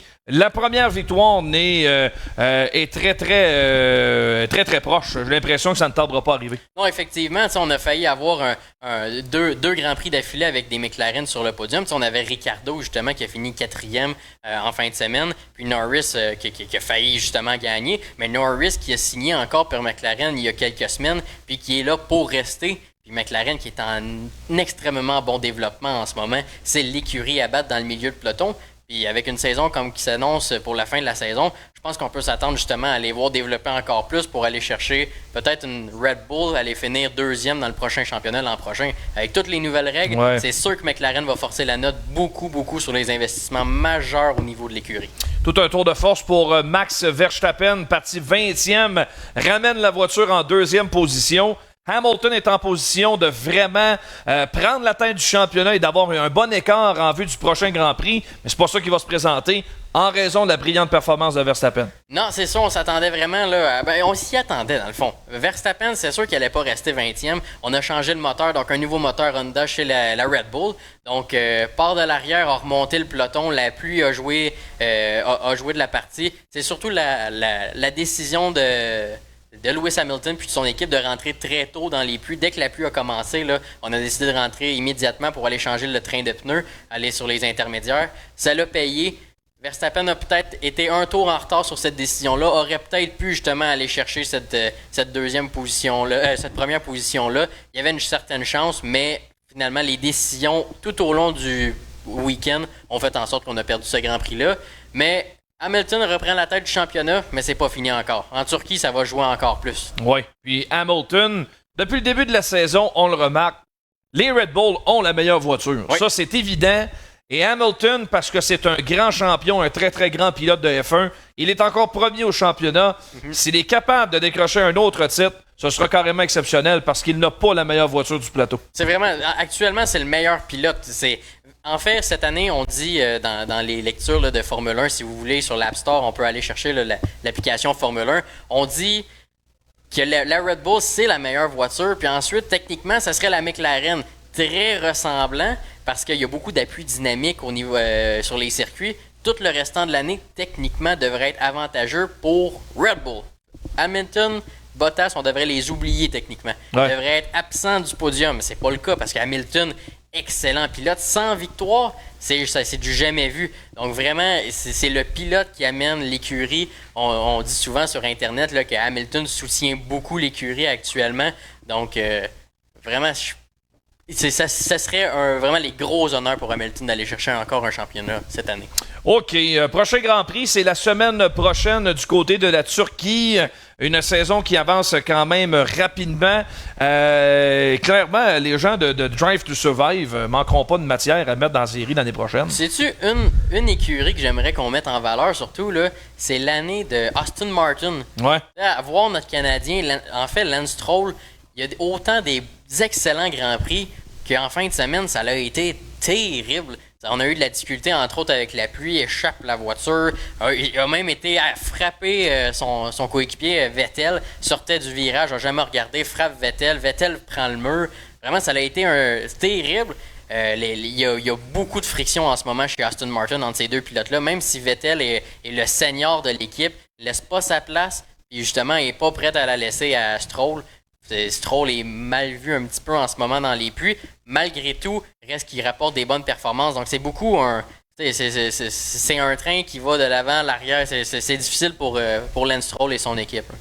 OK, on s'en reparlera prochainement en F1. On va discuter de NASCAR. Lulu, en fin de semaine, on était du côté de Las Vegas. Les 3 séries du NASCAR poursuivaient leur chase. Et si on commence par ce qui s'est produit dimanche soir en Cup Series, Denny Hamlin, qui n'a pas gagné une dans les courses tout au cours de la saison, là, ça en fait 2 en séries éliminatoires. Il accède dans le groupe des 8 finalistes. Toute une performance pour lui. Il était complètement tout seul dans le stage numéro 3 dimanche. Effectivement, Hamlin, comme tu dis, n'a pas réussi à en gagner une de la saison, mais il gagne dans les moments opportuns. Il était tout seul. C'est pas une grosse course, là, le stage numéro 3 qui s'est fait sans drapeau jaune. Ouais. Ce qui a complètement nué l'écurie Hendricks parce qu'on a décidé de prendre la chance de ne pas faire d'arrêt au puits de leur côté à la fin du stage numéro 2.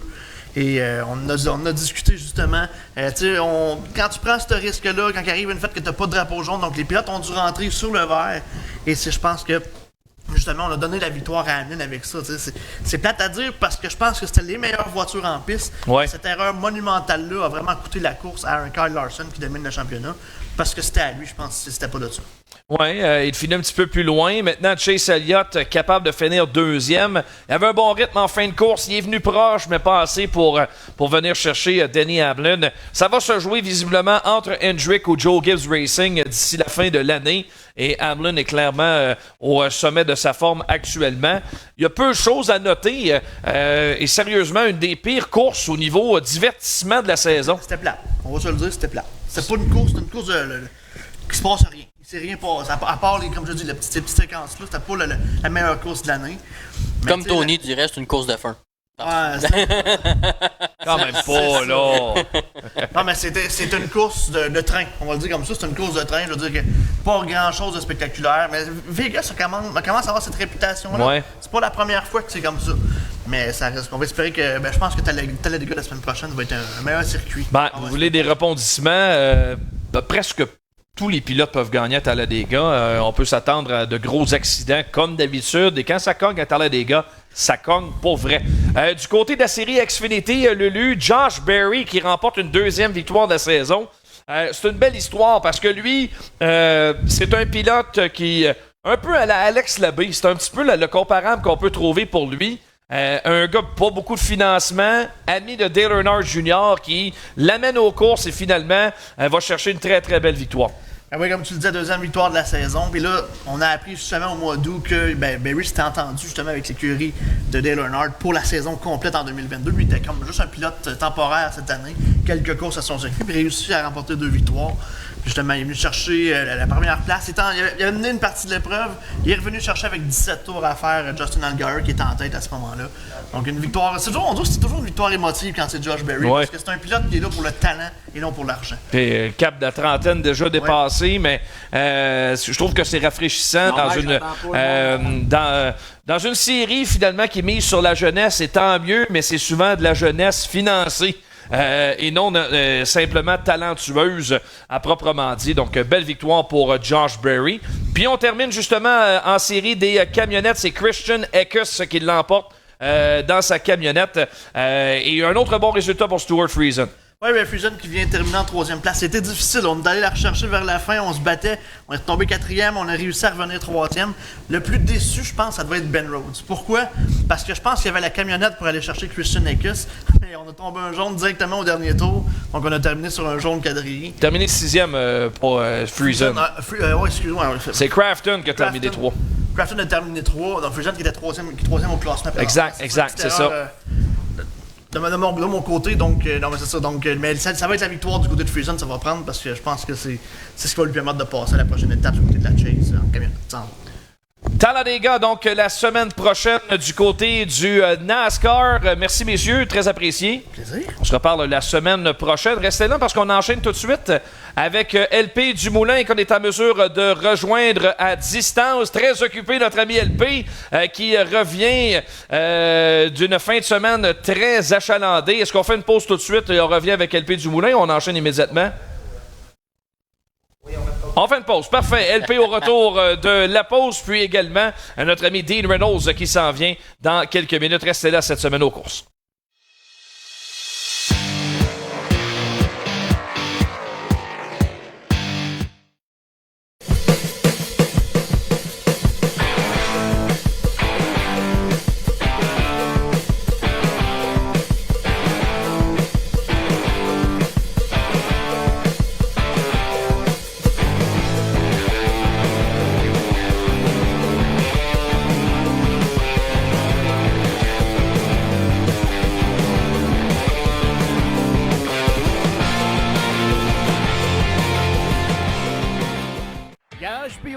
Est votre ressource en cas de bris d'équipement. Fiez-vous à sa main-d'œuvre qualifiée et à ses outils spécialisés pour que votre flotte d'équipement demeure concurrentielle. Une réparation efficace, une immobilisation minimale, votre solution pour demeurer dans l'action. Garage P. Auclair, votre spécialiste en redressement de camions et de remorques dompeurs. Le Garage P. Auclair fait également la vente, l'achat et la location de remorques dompeurs. Garage P. Auclair, 1325 principal à Saint-Dominique. Partir une entreprise, c'est négocier avec l'inconnu. T'accumules les années de travail et t'en viens à apprivoiser le métier. Et un jour, tous tes efforts sont récompensés. Robert Bernard, c'est 70 ans à votre service pour que vous preniez la route en sécurité, en tout temps. C'est 17 succursales, 400 employés qui s'occupent de vous partout en province. Robert Bernard, une entreprise locale, maintenant leader au Québec. Ce segment est propulsé par le Grand Prix Ski-Doo de Valcourt, présenté les 11, 12 et 13 février 2022.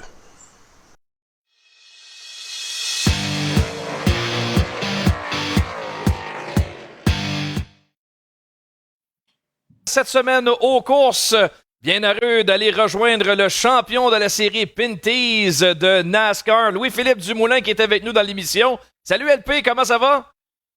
Ça va bien, vous autres? Très bien, très bien. Merci d'être avec nous aujourd'hui. Toute une fin de semaine pour vous autres de l'autre du côté ontarien à Delaware en fin de semaine. 3 épreuves. Et finalement, tu parviens à décrocher ton 2e titre de la série NASCAR Pinty's. Une série qui a été vraiment chaudement disputée jusqu'à la fin. Oui, disons qu'il y a eu beaucoup d'action jusqu'à la fin. On le sait, en stock car, en NASCAR Pinty's, il y en a beaucoup d'action. Et puis, cette année, ça a été extrêmement compressé, point de vue championnat, point de vue... la cédule était complètement différente des années précédentes à cause de la situation actuelle avec la COVID, la pandémie. Donc, l'équipe du Moulin Compétition avec la voiture WeatherTech Bellemare s'est battue tout au long de la saison. On a eu des hauts, on a eu des bas, mais avec 3 courses à faire dans la dernière fin de semaine à Delaware, à London, Ontario, on a réussi à aller chercher le championnat. Donc, on est encore extrêmement fiers de notre équipe. C'est une fin de semaine, LP, où tu tirais de l'arrière, derrière Alex Tagliani au championnat. Donc, tu avais la pression de performer. Ça a été une fin de semaine rocambolesque. Tu n'as pas décroché de victoire, mais tu as été régulier dans tes performances, alors que pour certains autres compétiteurs, ça a été des hauts et des bas toute la fin de semaine. Exactement. Écoute, c'est sûr qu'on avait en tête, on voulait aller gagner des courses. Par contre, j'avais l'intention aussi de m'ajuster avec la compétition.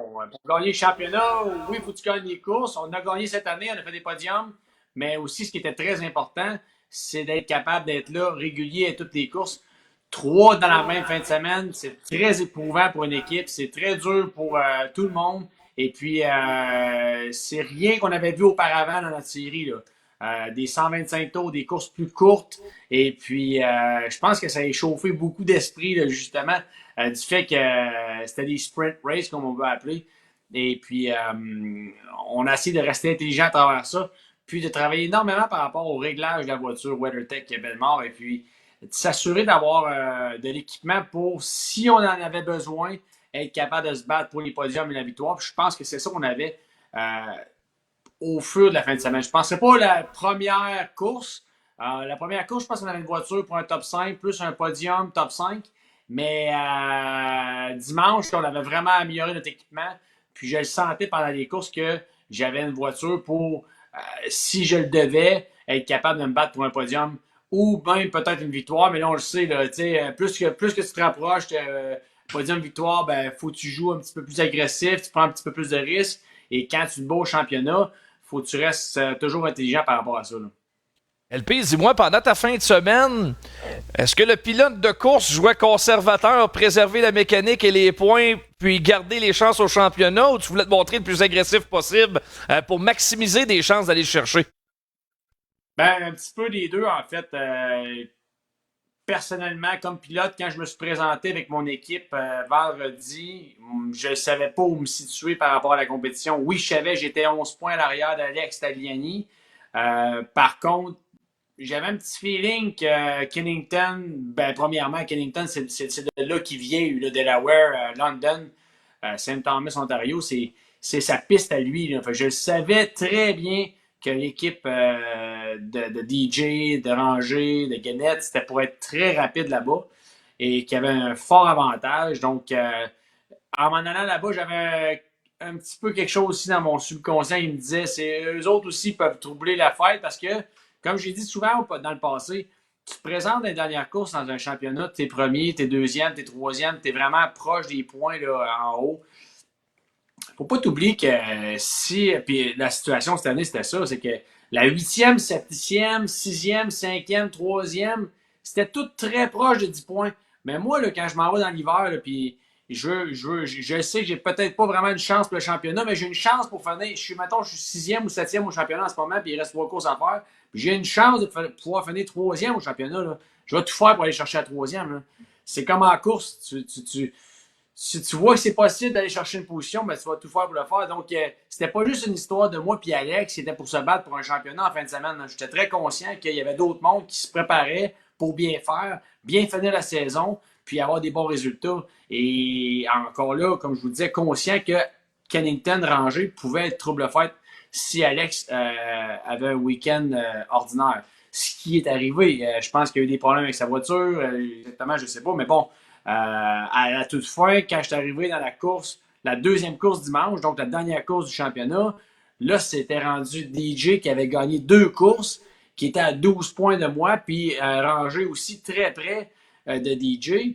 Donc, là, mon focus a changé. Je n'étais plus en train de me battre avec le 18, il fallait que je me batte avec le 17, puis le 51. Donc, ça a été beaucoup d'ajustement mental aussi par rapport à les points au championnat, mais en même temps, comme tu disais au début de la question, c'est que j'arrivais là pour gagner, j'arrivais là pour avoir d'équipement pour virer en avant, parce que j'avais pas le temps de me dire, bon, ben là, je vais m'ajuster juste à une personne, puis s'il faut, ben, je finirai 10e, ça va être correct. Non. Il fallait vraiment s'assurer d'être en forme pour pouvoir se battre jusqu'à la fin. Puis s'il fallait mettre le point sur la table, ben dire, bon, ben, regarde, on va se battre pour la victoire s'il faut, puis il faut avoir l'équipement dans ce temps-là pour être capable de le faire. Tu sais, les athlètes professionnels LP, puis je travaille avec plusieurs d'entre eux, que ce soit dans le hockey ou dans la course automobile, ce sont souvent des bébites d'habitude de se dire, OK, une fin de semaine, on se déplace à Vallée-Jonction, ça va courser là le samedi soir, puis on a une journée d'essai, puis on fait des tours, puis le soir, il y a 200 tours à faire, puis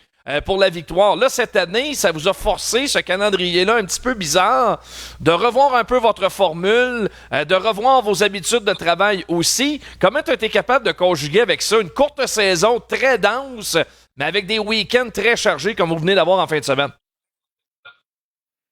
Je te dirais que personnellement, je pense qu'on s'en est très bien sorti. Évidemment, bon, on a gagné le championnat, mais je suis habitué d'avoir une vie très intense, par rapport à mon travail, par rapport aussi, ma femme, ma famille, la façon que ça fonctionne depuis très longtemps chez nous, c'est tout le temps une chose après l'autre. Puis, quand j'ai vu la cédule, le championnat qui était condensé en 2 mois, début août jusqu'à la fin septembre, des fois 2 courses par fin de semaine. Par la suite, on a eu beaucoup de changements par rapport aux courses, cancellation à cause de la pluie, déception par rapport au fait qu'on ne pouvait pas courir à Chaudière, qui pour nous, Vallée-Jonction, là, c'est local. Pour moi, j'étais à Trois-Rivières, donc on est allé tester souvent avec la Gagne Roy, puis c'est une piste que j'aime beaucoup jusqu'à date. Là, on a pas assez proche de gagner, puis on avait vraiment l'intention de bien faire là cette année. Donc,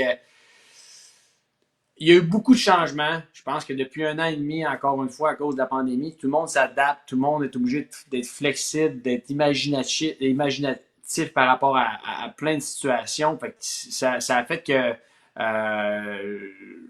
on a tout fait ce qu'on pouvait. On était très bien orchestré chez Dumoulin Compétition, mon frère Jean-François, mais aussi Robin McCloskey, Benoît Lagagnère, mon engine builder André Marchand. Puis là, j'en oublie, mais il y a tellement de monde autour de nous autres qui nous aide, là, c'est incroyable. On a réussi à changer de direction à toutes les fois. On est obligé de le faire par rapport au championnat puis à notre préparation. Puis mentalement, bien évidemment que de mon côté, j'ai 2 petits gars, un de 3 ans puis un de 5 ans. Puis ma femme, elle roule flat out. Je suis très bien entouré. Ça se lève à 6 heures le matin. Puis on est dans le rêve de l'amateur tout le temps. Donc, je pense qu'il n'y a pas eu beaucoup de changements quand le championnat est tombé aussi intense. On a juste continué à faire ce qu'on aimait, puis être positif, puis faire ce qu'on aime. Écoute, déjà d'être aux courses cette année, c'était un gros plus parce qu'avec il y avait tout le temps des nouvelles qui disaient, les événements, puis ici, puis ça, puis des fois, ça devient très inquiétant. C'est une grosse business pareil. Oui. La course automobile, pour nous autres, c'est essentiel pour nous. C'est peut-être pas essentiel pour tout le monde, évidemment, mais pour notre famille, c'est essentiel. Donc, on a réussi à bien s'ajuster. Puis on est fiers de la gang, puis on est fiers de ce que tout le monde a fait pour justement mettre l'effort d'extra quand c'était temps de le faire. Et puis d'arriver avec 10 courses en dedans de 2 mois, puis de gagner le championnat, c'était génial. C'est du travail très, très bien fait. Bravo pour ça, LP. Maintenant, la famille Dumoulin, vous êtes impliqué dans un paquet d'affaires. Qu'est-ce que fait LP Dumoulin de sa saison morte? Parce que là, il semble que c'est long. Là, tombe en vacances au mois d'octobre, puis ça va recommencer juste au printemps. Ah non, on n'est pas en vacances. Là. On a beaucoup de projets. Jean-François, mon frère et moi, on fait beaucoup de coaching dans la série Ferrari Challenge et les séries Porsche Cup. On fait du coaching privé, en fait, pour les sports cars. Puis, ça fait longtemps qu'on fait ça. Donc, ça va continuer. D'autant plus qu'on se prépare pour 2022. Je pense que la saison 2021, oui, on a gagné le championnat, mais en même temps, comme j'ai dit plus tôt, il y a eu des ups, il y a eu des hauts, des bas. Puis, il y a des côtés mécaniques, point de vue réglage, que c'était pas tout à notre goût. Puis je pense qu'on a réussi à trouver ce qu'on voulait en partie. Et puis là, on veut vraiment travailler là-dessus pendant l'hiver pour arriver extrêmement fort en 2022 pour être capable de gagner un autre championnat puis gagner des courses. Et on a aussi des personnes qui étaient avec nous cette année, des pilotes comme LP Monto qui étaient là à Grand Prix de Trois-Rivières. Ouais. On a écoute, en fait, le téléphone sonne. Il y a du monde qui veulent embarquer dans l'équipe pour faire plusieurs courses aussi. Donc, ça demande énormément de préparation dans l'hiver lorsque tu te présentes avec deux équipes, en fait, deux pilotes dans la même équipe. Faut que tu roules pour une saison complète. Faut que ça soit fait tout au long de l'hiver. Donc, ça, c'est ce qui va se passer pour nous dans la saison morte, mais disons que ça va être vraiment occupé. Et puis, c'est ce qu'on bâtit en ce moment. Dis-moi, LP, ça fait quelques fois que je te parle de terre battue. T'as goûté à ça récemment sur le circuit du RPM Speedway. Il faut que tu nous parles de ton expérience avec la gang de Driver Academy. Il y avait un tournage qui a été fait à ce moment-là. Comment ça s'est passé en arrière du volant? Ben, j'ai goûté à ça. Ça goûte, hein, la terre battue? Oui! C'est une des premières choses, je me suis rendu compte, ça rentre dans le casque. Puis, c'est une des premières choses que tu te rends compte, c'est qu'il y a de la poussière en masse. On ne sent rien, mais j'ai adoré. En fait, mon frère Jean-François et moi, on a commencé, nous autres, en faisant de la course à la glace quand on était jeunes. On n'avait pas d'argent pour faire du karting, puis mon père avait un petit garage, puis il avait acheté des voitures dans une cour de ferraille, dans le fond, des Volkswagen Rabbit, puis moi, j'avais une Renault 5, puis on faisait de la course à la glace l'hiver, fait que, tu sais, on se promenait sa glissade tout le temps. Mais c'est sûr que on a quand même une petite base là-dessus. C'est sûr que c'est pas la même chose sur la terre battue, mais en même temps, je pense que c'est allé assez vite que j'ai compris un peu qu'est-ce qu'il fallait faire. Avec toute retenue, là, je suis pas un pro, puis écoute, là-bas, les gars, ils savent ce qu'ils font, puis c'est vraiment une belle organisation, la Driver Academy, puis je pense que tout le monde qui ont le goût d'essayer ça, la terre battue, sont très bien organisés, des bonnes voitures, t'arrives pas là, puis ça marche pas, puis que les ajustements sont pas bons, là, il t'enligne, il t'explique exactement ce qu'il faut, puis j'ai adoré ça, j'ai le goût d'aller plus loin là-dedans, ils m'ont dit, bon là, ça c'était à Saint-Marcel, ils m'ont dit qu'on peut aller aussi à Granby, je pense, sur le Drummond, pour aller essayer ça sur une plus grande piste. Et puis, je comprenais là, un petit peu mieux, monter en haut de la grue, descendre un peu en bas. Je travaillais ça un peu. Puis, toute la gang là-bas, dans le fond, j'ai eu du fun. Je pense que c'est Alex qui était avec moi dans l'autre voiture. Et c'était vraiment plaisant. En tout cas, une chose est sûre, ce type de voiture a créé une impression très favorable au Grand Prix de Trois-Rivières pour le défi urbain Chevrolet. Je pense qu'on va retourner dans tes terres, LP, l'année prochaine avec ces voitures-là parce que ça a volé le show le samedi sans l'ombre d'un doute. Puis peut-être qu'un jour, on va voir un des frères du Moulin minimum dans une voiture au défi urbain. Ça serait bon, ça. Ben, ça serait bon. Je parlais avec mon ami Ron Fellows en fin de semaine. Oui. Il m'a dit qu'il avait vraiment aimé ça. Oh, il a dit qu'il a vraiment aimé ça. C'est différent. Écoute, pendant le Grand Prix, c'est sûr que pour nous autres, on court en même temps, puis on est déjà très occupés pendant la fin de semaine. Fait que donc, là, cette année, je ne savais pas à quoi m'attendre. Je regardais ça aller. J'ai trouvé que c'était un super bon show. Je pense que les fans ont adoré ça. Et puis en plus, on a eu un Grand Prix cette année. Ouais. Il y a eu des fans. On a eu justement le show avec les voitures de terre battue, mais aussi de pouvoir y retourner. Je pense qu'il y a beaucoup de lueur au bout du tunnel, puis tout le monde est positif en ce moment. LP Dumoulin, merci bien gros. Au plaisir, toujours plaisant de te parler. Bonne saison morte, entre guillemets. Félicitations pour ton titre en série Pinties. Et à la prochaine, mon cher. Hey, merci à vous autres, puis merci à tous les partenaires. C'est génial. À bientôt. Bye-bye. Bye. Louis-Philippe Dumoulin de Trois-Rivières. Un autre gars de chez nous qui remporte le titre en série Pinties. Le titre, il reste à la maison. Ça, c'est le fun. Ben, le fun. On fait une pause très courte. Et au retour, le directeur de la série Super Dirt Car, Dean Reynolds, s'invite dans cette semaine aux courses.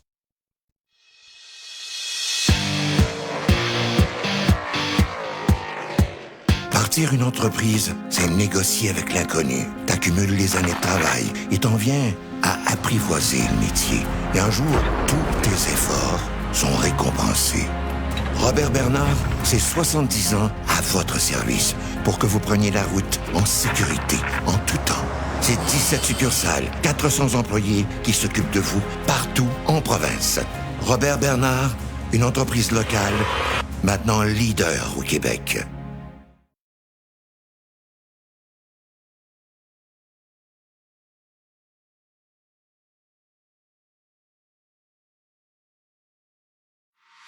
Driver Academy, l'expérience d'une vie.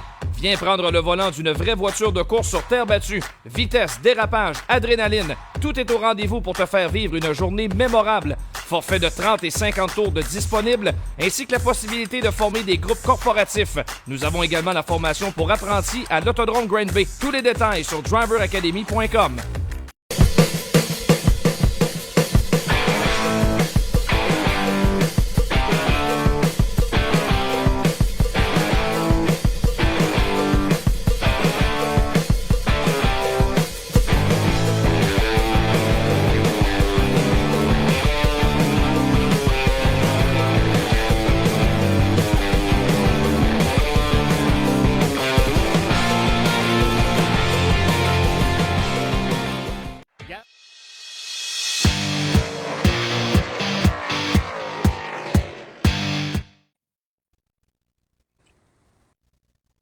De retour à cette semaine aux courses, cette édition du 28 septembre. Bien heureux de recevoir dans l'émission celui qui est directeur de la série Super Dirt Car et également dans les mêmes fonctions chez les Empire Super Sprints. J'ai nommé mon ami Dean Reynolds. Dean, welcome on our show. Finally, having the time to talk to you. It's been a while. You know that I appreciate you so very much, but the border situation complicates the thing just a bit. Anthony, thanks so much for having me on. And the border situation is tough. I mean, as we get ready for Super Dirt Week here coming up next week, and we're not going to have our Canadian friends and our French Canadian friends with us, and it's a big void in our racing, and just we're happy to have the event. We're happy that we're all able to have races with fans now, but with the border situation, it still makes it tough. And there's people that like yourself that I haven't seen in a year and a half, and I haven't been to Granby, haven't been to Drummond, haven't been to RPM, and we missed the tracks, we missed the drivers, and hopefully next year we can maybe get back to a little more normal. But it's good to see you, and I hope everyone is doing well. There's a lot of things that you just said. You know how much work we're putting in holding big events in Quebec.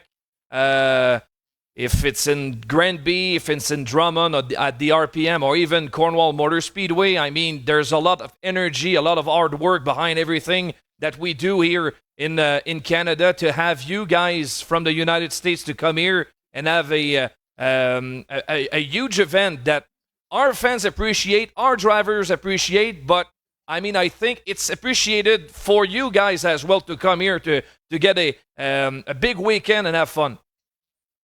And Anthony, that's what's missing. It's good to see Drummond have their big weekend last weekend, and Cornwall coming up, ironically the same weekend as Super Dirt Week. But it's not just the same. The fans and the competitors want to do it together. We want the Quebec and Ontario drivers to come down to Super Dirt Week and go up against the American drivers. And our American drivers on the Super Dirt Car Series love coming to Quebec and then going side by side. That's what we're missing.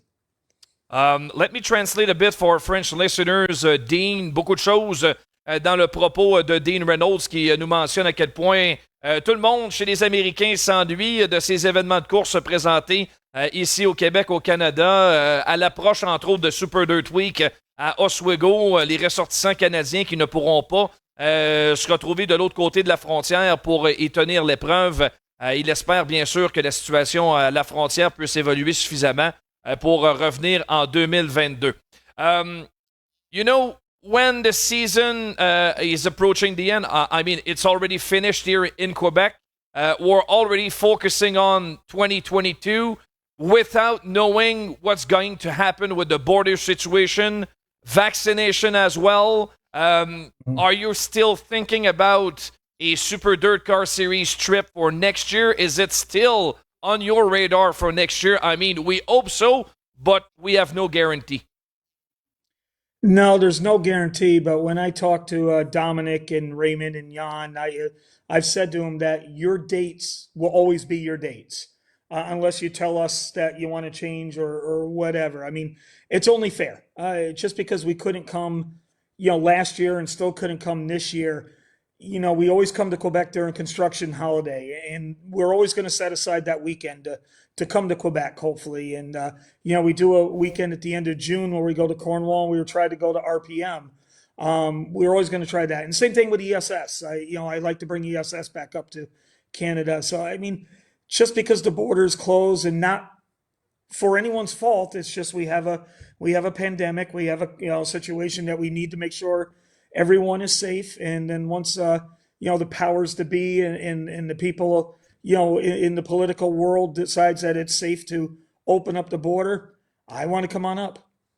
Do you believe that if you are putting our events in Quebec or in Ontario on the schedule, there will be pushback from some American teams with the vaccination issues, with the obligatory vaccines to coming up here in Canada? I assume that it's going to be the case in 2022. So is there going to be some pushback from your teams out there? I really don't know the answer on that, but I've been telling the teams, when I have meetings or drivers' meetings here in the States, that, we could very well be going to Canada next year, and being vaccinated might be a criteria that you're going to have to do. And, it might have to leave the choices up to the drivers. It's a long ways away, but that could very well be. And could there be pushback? There could be. Same thing with, if we run a 358 Dirt Car Series and we have Canadian races and they have to come to the States and, Canadian drivers have to do the same thing, we could very well have that situation as well. It's tough to say now, Anthony, because we have a long ways to go between now, which is September, to, April, May of next year. But I've been letting people know that this very well could be what's going to happen.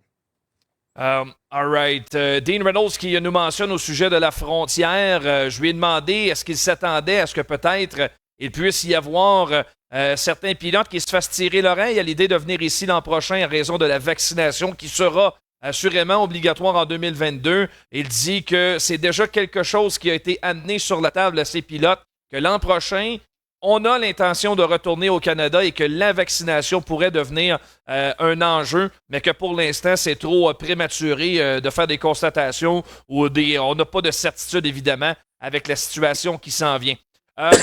You broached the subject of Super Dirt Week, Dean. I mean, we won't go at Super Dirt Week, even though we would have been there for sure. But at least we're gonna have a big show here in Cornwall Motor Speedway for the Fall Showdown. I think it's going to be great.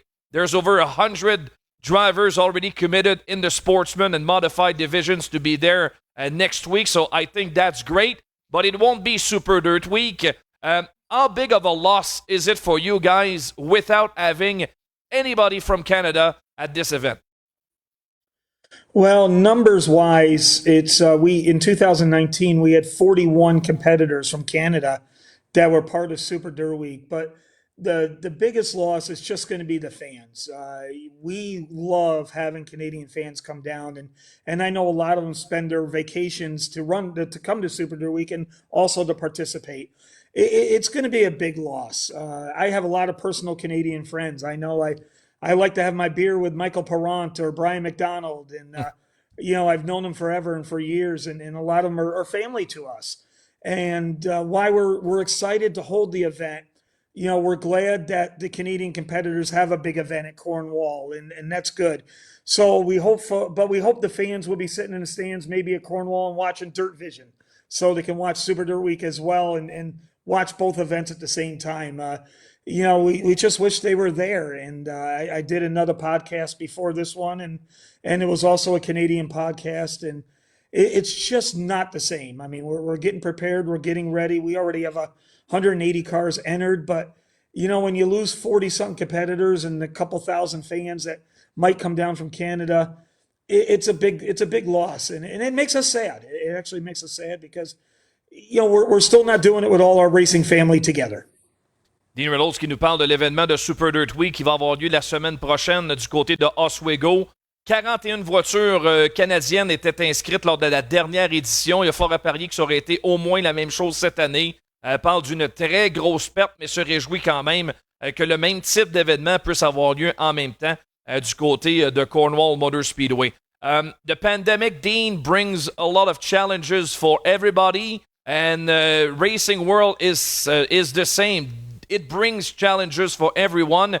And I think the tire issues have been really important for everyone this year, especially at our tracks in Quebec. We were fortunate to go through that season because it was starting to get to be a really big problem for us. There was no tires available at the end of the year, and I'm crossing my fingers really hard that it's not going to be an issue for Cornwall Motor Speedway. What can you tell us about the issues right now with Hoosier Tire providing tires enough for these events? Well, we had a lot of the same problems here in the States. This weekend, we finally got some tires, but not a lot that we had at our Super Dirt Car Series race. But the weekend before, I had events at Mohawk Raceway and Land of Legends. We had no tires. We had no tires for that weekend as well. So we're having a lot of the same problems. And the problem with Hoosier is having people to work in the factory. Here in the United States, I don't know anything about politics. I'm sorry, I just don't know anything about it. But down here in the States, we're having a big problem with trying to get people to work and take jobs. And we have businesses that are open and want to produce a product and produce what they're supposed to do. Hoosier's ready to make tires, but they can't find anyone to work the factory. And, it's becoming a problem in all business, restaurants. Here in the States, we still have restaurants that close at 9, 10 o'clock, where they used to stay open to 1, 2 in the morning because no one, they can't find any work. Finding labor is tough. So even with motors, I got a couple of competitors that are not going to run Super Dirt Week because they blew their motor back in July and they still don't have parts to put the motor together. So how much it's going to get better over the winter, I just don't know. It's the unknown. I'm on the phone all the time with different parts manufacturers, and I know it's not a problem here in the U.S. It's not a problem in Canada. It's a problem all across the world. Hopefully, it gets better quicker than later, but it's a big concern all around, and we just got to sit back and work with each other and try to do the best we can. Dean qui nous parle de la crise des pneus qui nous a tous touchés au cours de la saison. On a été capable de passer au travers, mais certains n'avaient probablement pas un nombre suffisant de pneus à leur goût à la fin de l'année. Elle dit que du côté américain, ça a été absolument terrible au cours de la fin de la saison également. Même à certaines épreuves de la série Super Dirt Car, c'était impossible d'avoir des pneus de la part de Hoosier. Vous l'avez entendu, c'est exactement la même situation du côté sud de la frontière. On a beaucoup de problèmes avec la main-d'œuvre, l'accessibilité à la main-d'œuvre. Même situation qu'ici. Il y a seulement une frontière qui nous sépare des États-Unis, mais le problème est absolument le même de l'autre côté au niveau de la main-d'œuvre. Dean, there was a huge news from our friends from Dirt Track Digest last week about Gibson Enterprises that will go off the Super Dirt Car Series next year without Billy Decker, without Pat Ward, and maybe for just a couple of events for Larry White. This is a huge loss for you guys in the series. Yeah, it will be a big loss. I mean, as we call it, the Big Red Team has been part of the Super Dirt Car Series for so long. And, John White, as he said, though, he's a little frustrated with the performance of the cars, but I think they also got other things going on. John's getting a little bit older in years. He's 72, going to be 73 years old. He's been doing it for a long time. And you know what? If John wants to call it a career or stop owning cars and cut back, God bless him. He's done it for so long. John doesn't have to apologize to anybody. He's saved Brewerton and Fulton Speedways. If it wasn't for John White, those tracks probably wouldn't be here today. John helps out so many competitors with motors and sponsorships and so many things behind the scenes that John does that he never asked for any thank yous or anything like that, but he just likes to help the sport. But yes, not seeing the red cars next year is going to be different. When I came aboard in 2019, and I found out Billy Decker was coming back on the tour and got to see Larry White go up against Matt Shepard and other top drivers. It was a dream to see the best together. But it's time. Times change. We got a lot of young drivers on the tour this year. We've had 19 guys travel the whole series. And, we got young talent coming on up and it'll fill the void. And, no one can be replaced, but we can always move on and then get some new stars. the writing was eventually on the wall, Dean. I mean, your best drivers in the series for the last 20 to 25 years, they are getting up in age, and it was evident that somewhere down the road, the Brett Ernst, Danny Johnson, or Billy Deckers would eventually retire from the sport. But the void needs to be taken by other drivers that will take eventually their place. And if we take Stuart Friesen as an example, he's only a part-time driver, makes many racetracks everywhere. He races everywhere where he can. But I mean, you can't make everything possible with him. You need to find some place down the road, other drivers that will take their places. Yeah, in the last, this year we've been very fortunate. We've had Tim Sears Jr. and Chris Heil and come aboard, and Kevin Root has done the series for the first time. And then back in 2019, we brought Demetrius Drelos and Jack Lehner on the tour. So that's 5-6 drivers that came aboard on the tour that's going to be our future drivers. And we're really excited about that. And there's a couple other drivers like Adam Pearson and some others that want to do the tour next year. We're excited about that. Like you said, Anthony, drivers do get on in age, and Brett Hearn and Danny Johnson and Billy Decker and, Tim Fuller, it's amazing how good they were and how good they still are. And they're 55, 60 years old. It's amazing. But like you said, it's time for them to, finally start cutting back on their careers. And we're excited about the new breed. Dean Reynolds qui nous parle justement de cette passation des pouvoirs qui est en train de s'exercer dans la série Dirt Car. Je lui parlais de l'annonce de la semaine dernière que les voitures Gibson de M. John White allaient se retirer. Donc, terminé pour Billy Decker, terminé pour Pat Ward. Larry White va faire encore des sorties, mais ne devrait pas être inscrit à temps plein dans la série. Puis je lui ai parlé par la suite des retraites de Brett Ernst, de Danny Johnson, qui ne font que des apparitions sporadiques. Billy Decker, maintenant, qui va s'ajouter à cette liste. Pat Ward. Faudra trouver le moyen de les remplacer. Mais Dean a mentionné de certains noms qui se sont rajoutés à la série. Tim Sears, Chris Heil, il y a même Adam Pearson qui voudrait se joindre à la série l'an prochain. On a ajouté Jack Lehner, Demetrios Drelos au cours des dernières années. Donc, ce sont ces jeunes pilotes-là qui sont appelés éventuellement à prendre du galon et devenir les prochaines vedettes de la série Dirt Car. Maybe a tricky question for you to end this interview, my friend Dean. How do you evaluate the competition? Is it really a competition with the Short Track Super Series, or you're just the Super Dirt Car Series in itself? You're making your decisions, you're making your way, and they are doing the same on their part with many other drivers as well. Is there a relationship between you two guys, or it is whatever we can do to help the sport thrive in the future? Well, and I think with the two series, when you look, both series are doing well, and we're averaging a little over 40 cars, and so is the Short Track Super Series. The main thing is that it's getting more races out to more drivers, and there's more money than there's ever been before.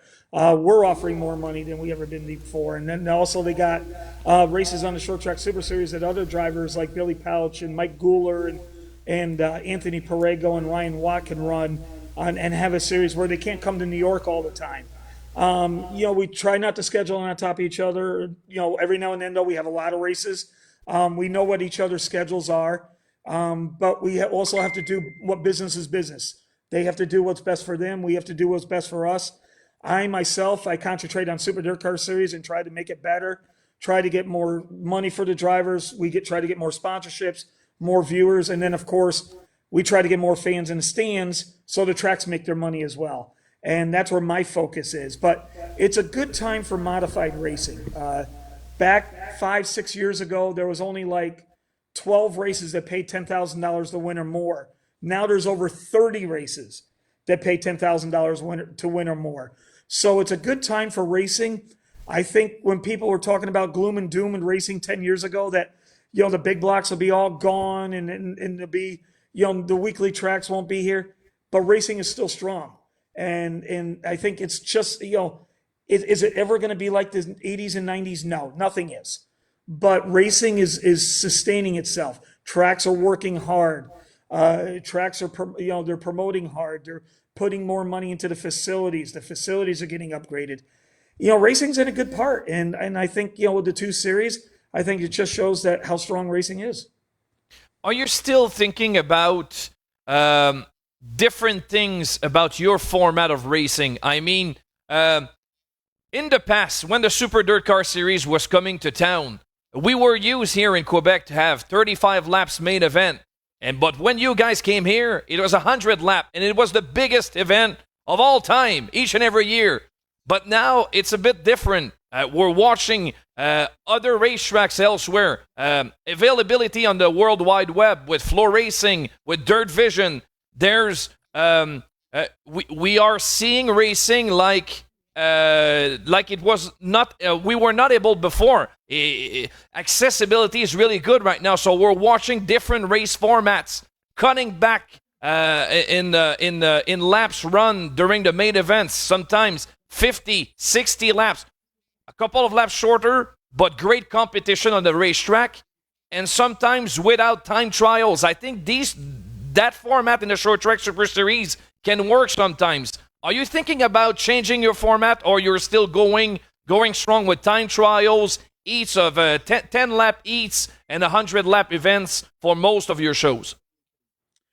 No, we're going to stay with the program because we find that to us, when people and fans come to the tracks, and the crowds have been huge this year for Super Dirt Car Series, they expect 100 laps. Actually, when we do cut laps, or we've run a couple 60 laps, I actually get on social media and they feel the event is not, it's weird. They think the event is not as special because it doesn't have that 100 lap. That's always been a staple of Super Dirt Car Series. And that works for us. The time trials, yes, the heats might not be as exciting as they can be, but the competitors seem to like the time trials because it's up to them to get the good starting spot. It's not the luck of the draw. That's why our car counts have been going up, because they know that, hey, this is on us. We have to go out there. We have to perform. If we don't time the fastest, we got to get better. And our car count has gone up ever since 2018. In 2019, we had 14 drivers due to Super Dirt Car Series. This year, we have 19 drivers. I'm hoping for 20 next year. And it seems to be working. And as we say in the States, if it's not broke, don't fix it. And we feel that with the Super Dirt Car Series, that's what we like to do. But with other series, if you notice, they stay the same as well. If they think the 50-lap features work, that's what they run all the time. Except maybe if they have a big 200-lapper at the end of the year like we do at Oswego, that's when we'll change. But for time to come, I think you're going to see 100 laps and still see the time trials. But it's our job to make sure the event is exciting. We do the redraw for the feature, so the top 12 don't know where they're going to start.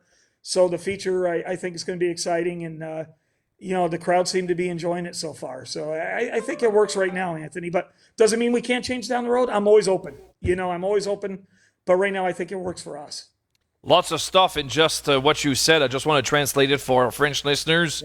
À ce sujet de la compétition avec la Short Track Super Series, on regarde ça, on a une accessibilité aux images dorénavant qu'on n'avait jamais vu dans le passé. On peut regarder ce qui se passe ailleurs et comparer les différents formats. La Short Track qui a quand même un format des plus intéressants. On pige à l'arrivée dans les puits. Il n'y a pas de temps chronométré. On commence avec des qualifications. Il faut réussir à se lancer pour la finale. Et ce sont souvent des finales un petit peu plus courtes, ce qui donne une compétition très intéressante. Mais en contrepartie, dans la réponse de Dane Reynolds, il nous dit que pourquoi changer une formule qui est déjà gagnante? Notre format fonctionne depuis longtemps. On présente de gros événements partout où on se présente. Le fameux titre 100 tours, ça a toujours son attrait pour le spectateur. Et pour le pilote, nos car counts continuent de monter d'année en année et ça ne se dément pas. De l'an prochain, on pourrait même rajouter peut-être un 20e pilote qui va faire la série au complet. Mais comme il le dit à la fin, notre responsabilité, c'est toujours d'évaluer le produit et de vérifier si on est capable de l'évaluer encore mieux, de l'améliorer au fil du temps.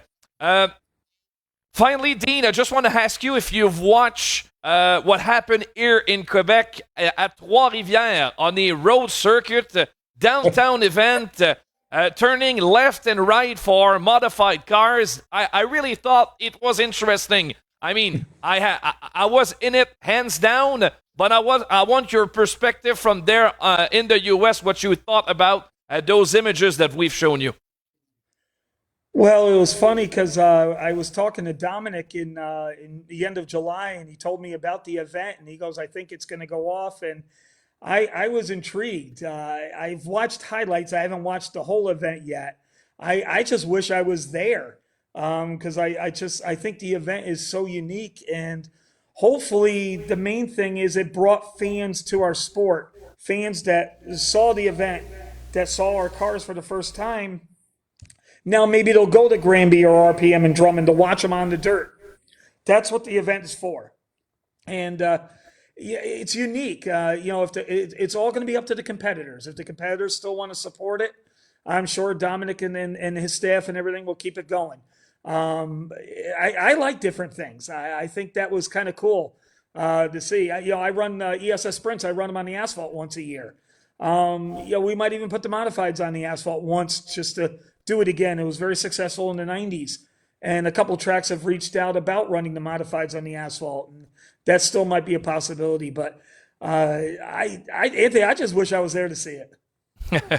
Maybe you'll have the chance to be with us when we go back there in 2022. Dean Reynolds, thank you very much for being with us tonight. Hope to see you really, really soon, my friend. We would have hoped to be at Super Dirt Week, but we're crossing our fingers for the next edition in 2022.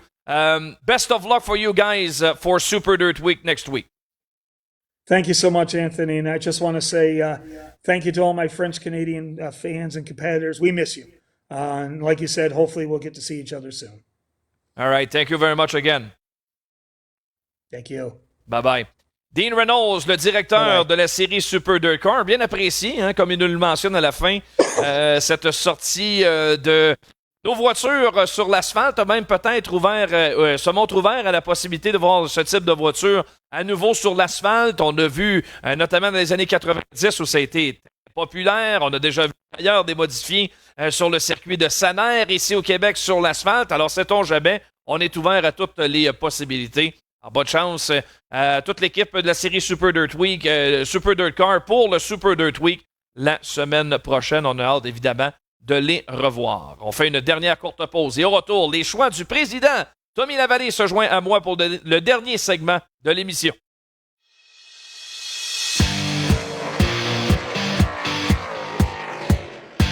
Les gars de course au Fall Showdown, les 8, 9 et 10 octobre prochains.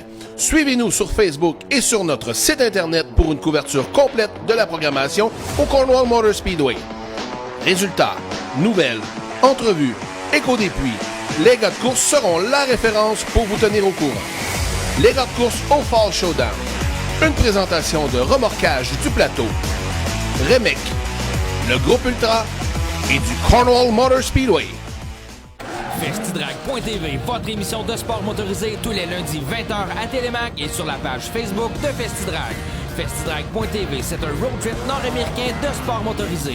C'est aussi du stock car, de l'accélération, de la drift, du dirt, de la moto et les plus belles expositions d'auto en Amérique. Tous les lundis 20h à Télémac et sur la page Facebook de Festidrag. Festidrag.tv est présenté par Rousseau Metal, Silverwax, Prenons Contrôle et Choix Radio X.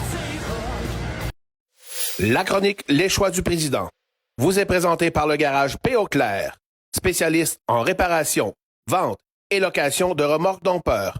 Le garage P. Auclair, 1325 rue principale à Saint-Dominique.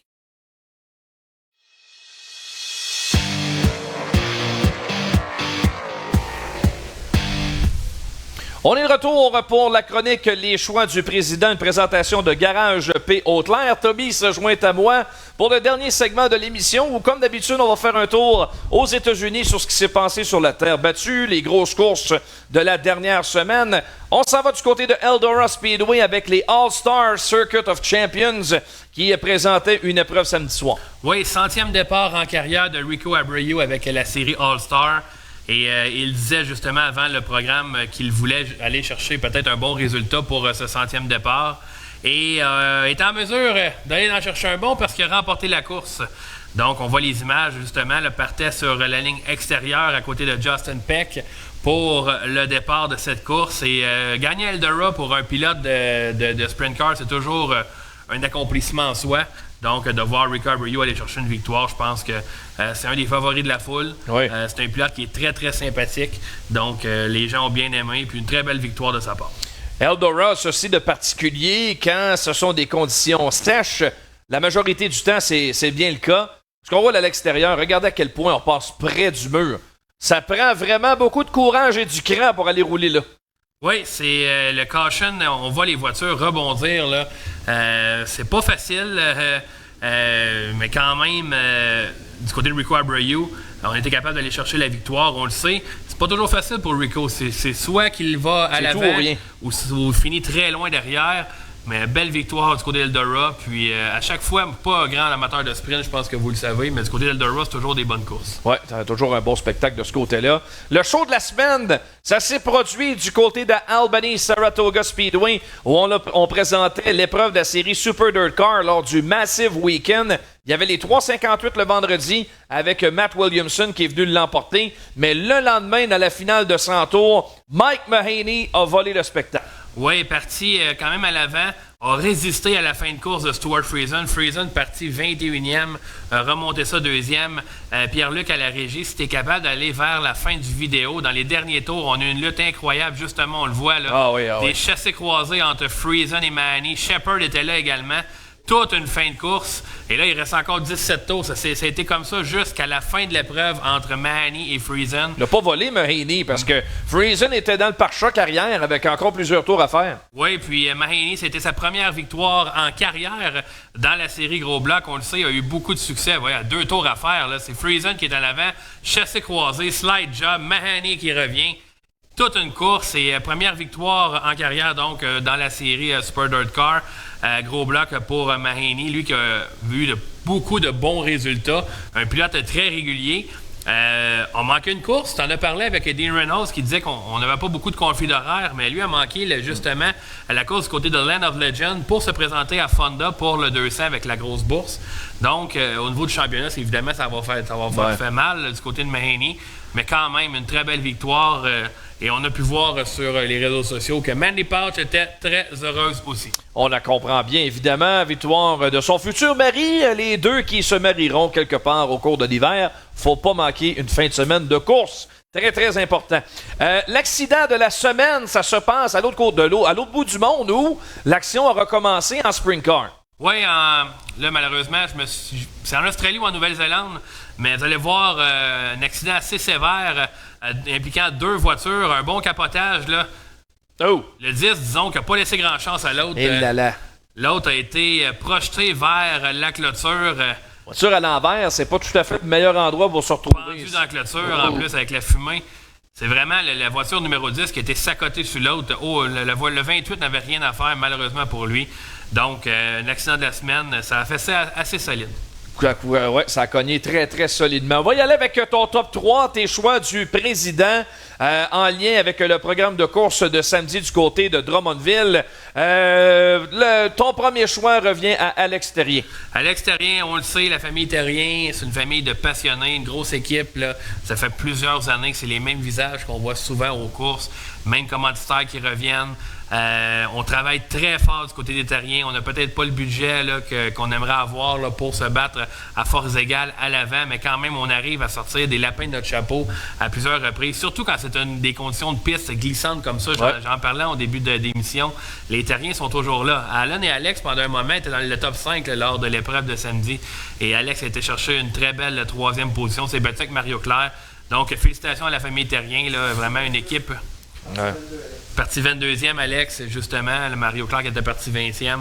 Donc, 2 belles remontées. Mais félicitations à la famille Terrien. On le sait que vous travaillez très fort. 2 voitures aux courses, pas facile. Ouais. Avec le Lightning en plus. Donc, félicitations à la famille Terrien et à Alex. On devait les recevoir cette semaine. Conflit d'horaire, mais ce n'est que partie remise pour la famille Terrien sur notre plateau. Au 2e rang, le héros du jour, Mathieu Desjardins, un homme des grandes occasions de Drummond cette année, a gagné les 2 grosses épreuves de la saison. Oui, Mathieu Desjardins qui se cherchait depuis quelques semaines. avait de la difficulté. Tu sais, le 37e là, ou le 1M à l'époque à Drummondville était toujours aux avant-postes. C'est un pilote qui était toujours près de la victoire, faisait partie des favoris. Depuis quelques semaines, c'était très difficile. Du côté de Granby également, on n'est pas chanceux, des malchances. On l'a vu frapper le mur suivant un contact dans un trou. Mais on se cherchait beaucoup du côté de Mathieu Desjardins. On a décidé de prendre la vieille voiture. La vieille voiture, on s'entend, là. Ouais. Paul Saint-Sauveur a que du bon stock, là, mais une voiture un peu plus vieille. Le Mulet a été chercher une très belle victoire. Donc, ça fait du bien parce que de voir, tu sais, oui, c'est le fun de voir les Bernier à l'avant, les Hébert, les Bernard. Mais rajouter un gars, un Mathieu Desjardins en confiance comme ça, c'est juste bon pour le sport, juste bon pour les spectateurs. Même chose avec Mario Claire, évidemment. Je pense que cette deuxième proposition-là, c'était presque une victoire là, pour les fans de Mario Claire, tellement ça a été difficile cette année. Ouais. Mais chapeau à Mathieu Desjardins qui, malgré une saison difficile, a été remporté les 2 grosses courses de la saison. Et un petit mot avec Paul Saint-Sauveur. On va poster l'entrevue là, au courant dans le fond de la journée de demain. Paul Saint-Sauveur qui prend sa retraite à temps plein des 358, va se concentrer sur les gros blocs. Va peut-être faire quelques sorties là, ici et là. Mais Paul qui met fin à sa carrière régulière en 358. Mais il veut continuer d'aller aux courses avec Mathieu Desjardins. Ça, c'est une bonne nouvelle. Très bonne nouvelle. Très bonne nouvelle parce qu'on le sait. Je pense que le tandem Mathieu Desjardins, Paul Saint-Sauveur, ça permet à Mathieu d'aller aux courses. Ouais. Il nous en a parlé. Et comme je disais, avoir un Mathieu Desjardins en forme et qui a des bonnes performances, c'est juste bon pour le sport. Ouais, je ne prévois pas d'un bon compétiteur. Non, et donc Paul Saint-Sauveur, un honnête pilote qui a été là chaque année. Donc, il va prendre sa retraite, va courser en gros bloc. Mais je me demande si les douanes sont pas ouvertes, qu'est-ce qu'il va faire l'an prochain? On va lui poser la question. Ouais, on va poser la question. Et à ton troisième choix, non le moindre, Raphaël Goujon, qui remporte un autre B-Main, mais celui-là avait quand même une saveur très particulière. Oui, avec Normand Hamel. C'est drôle parce que dans la semaine, Caroline Leclerc a demandé aux photographes, à Don Simpson, Éric Pivin et Daniel Mayotte, d'avoir une photo justement des 2 pilotes, un à côté de l'autre, là, pour faire un beau cadre. Caroline qui est la maman de Raphaël. Oui, c'est ça. Donc, finalement, on va l'avoir parce que Raphaël a été chercher la victoire. Regardez ça. Normand, et Raphaël me l'a dit dans l'entrevue, Normand faisait des erreurs, fait que j'en ai profité pour me rapprocher. Mais vraiment, là, je pense que Raphaël a vraiment copié le style de pilotage de son oncle, beaucoup plus que son père. Il aime-tu l'extérieur, Raphaël, un peu, hein? On le voit depuis le début de l'année. J'en parlais dans mon texte, justement, que j'ai sorti là, hier. Raphaël, s'il n'y avait pas eu toutes les malchances qu'il y a eu au niveau des moteurs et des bris, je pense que son développement aurait été encore plus rapide et on aurait pu le voir encore plus souvent dans le top 10. On voit le dernier tour, ça, là. Oui. Dans le dernier virage. Slide job pour la victoire. Quelle conclusion. Et moi, je me mets dans la peau de Normand Hamel. Il voit son neveu arriver, Raphaël. Moi, j'ai fini deuxième, il devait avoir le sourire quand même. Ça devait se taquiner. T'as passé la soirée, je pense, avec eux. Ça devait se taquiner un peu là, après les courses. Non, moi, mes échos m'ont dit que ça a été long avec que Normand et Raphaël discutent. Ça a été long un petit peu. Ça s'est pas fait tout de suite après. Bon. Mais pas grave. On est bien content de la conclusion. De toute façon, le but, c'était d'accéder à la finale, ce qui s'est fait. Puis, après le B-Main, ils se sont battus ensemble un bon bout de temps dans la finale aussi. Donc, ils se sont payés la traite pas à peu près. C'est le fun au bout de voir ça. Normand qui est évidemment tout un compétiteur. Puis Raphaël va en être tout un lui aussi. Super beau potentiel. Puis on en parlait tantôt de cette relève en sportsman. C'est beau à voir. C'est une année carrément exceptionnelle pour cette relève du sport. La majorité d'entre eux reviennent en sportsman l'an prochain. On peut déjà s'imaginer toute une année en 2022. Puis 90% de ces pilotes-là ont passé par les slingshots. Ouais. Les slingshots, c'est incroyable le nombre de pilotes qu'on a formés au cours des années qui sont présentement en sportsman modifiés. On a également Jordan Poirier là, qui court en ISS puis en Lightning Sprint. D'ailleurs, petite pub pour Driver. Vous pouvez essayer un slingshot en fin de semaine. Allez sur le site de Driver Academy. Là, vous allez pouvoir faire des essais de slingshot et de sportsman. Regardez-moi ça, la belle gang. Oui, c'est ma gang de groupe Masca, celle lorsqu'on est allé. Donc, on a eu beaucoup de plaisir. Regardez-moi ça, un homme heureux. Je l'avais pas vu, on l'a gardé juste pour le show. Ça, c'est ce que ça veut dire? Non. Gagner le meilleur tour au simulateur. Oh, tabarouette. Ouais. En simulateur, la précision est importante.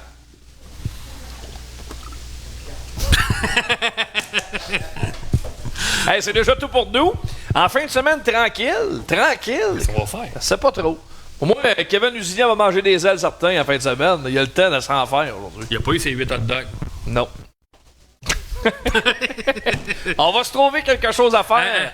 Oui. Faut parler de Kevin Lusignan, j'ai une chose à dire. Au début de l'année, l'année passée, c'était enfargé une couple de fois dans les marches. Cette année, tout a été bien. Ouais. L'année finie, en descendant les marches, il s'enfarge, puis il se réveille la cheville.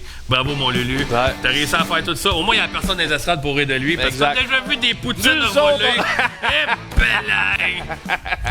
OK, on va se trouver de quoi faire, c'est sûr, en fin de semaine. Avant de terminer, Pierre-Luc qui est en remplacement de Cédric, qui a fait tout un job à la régie.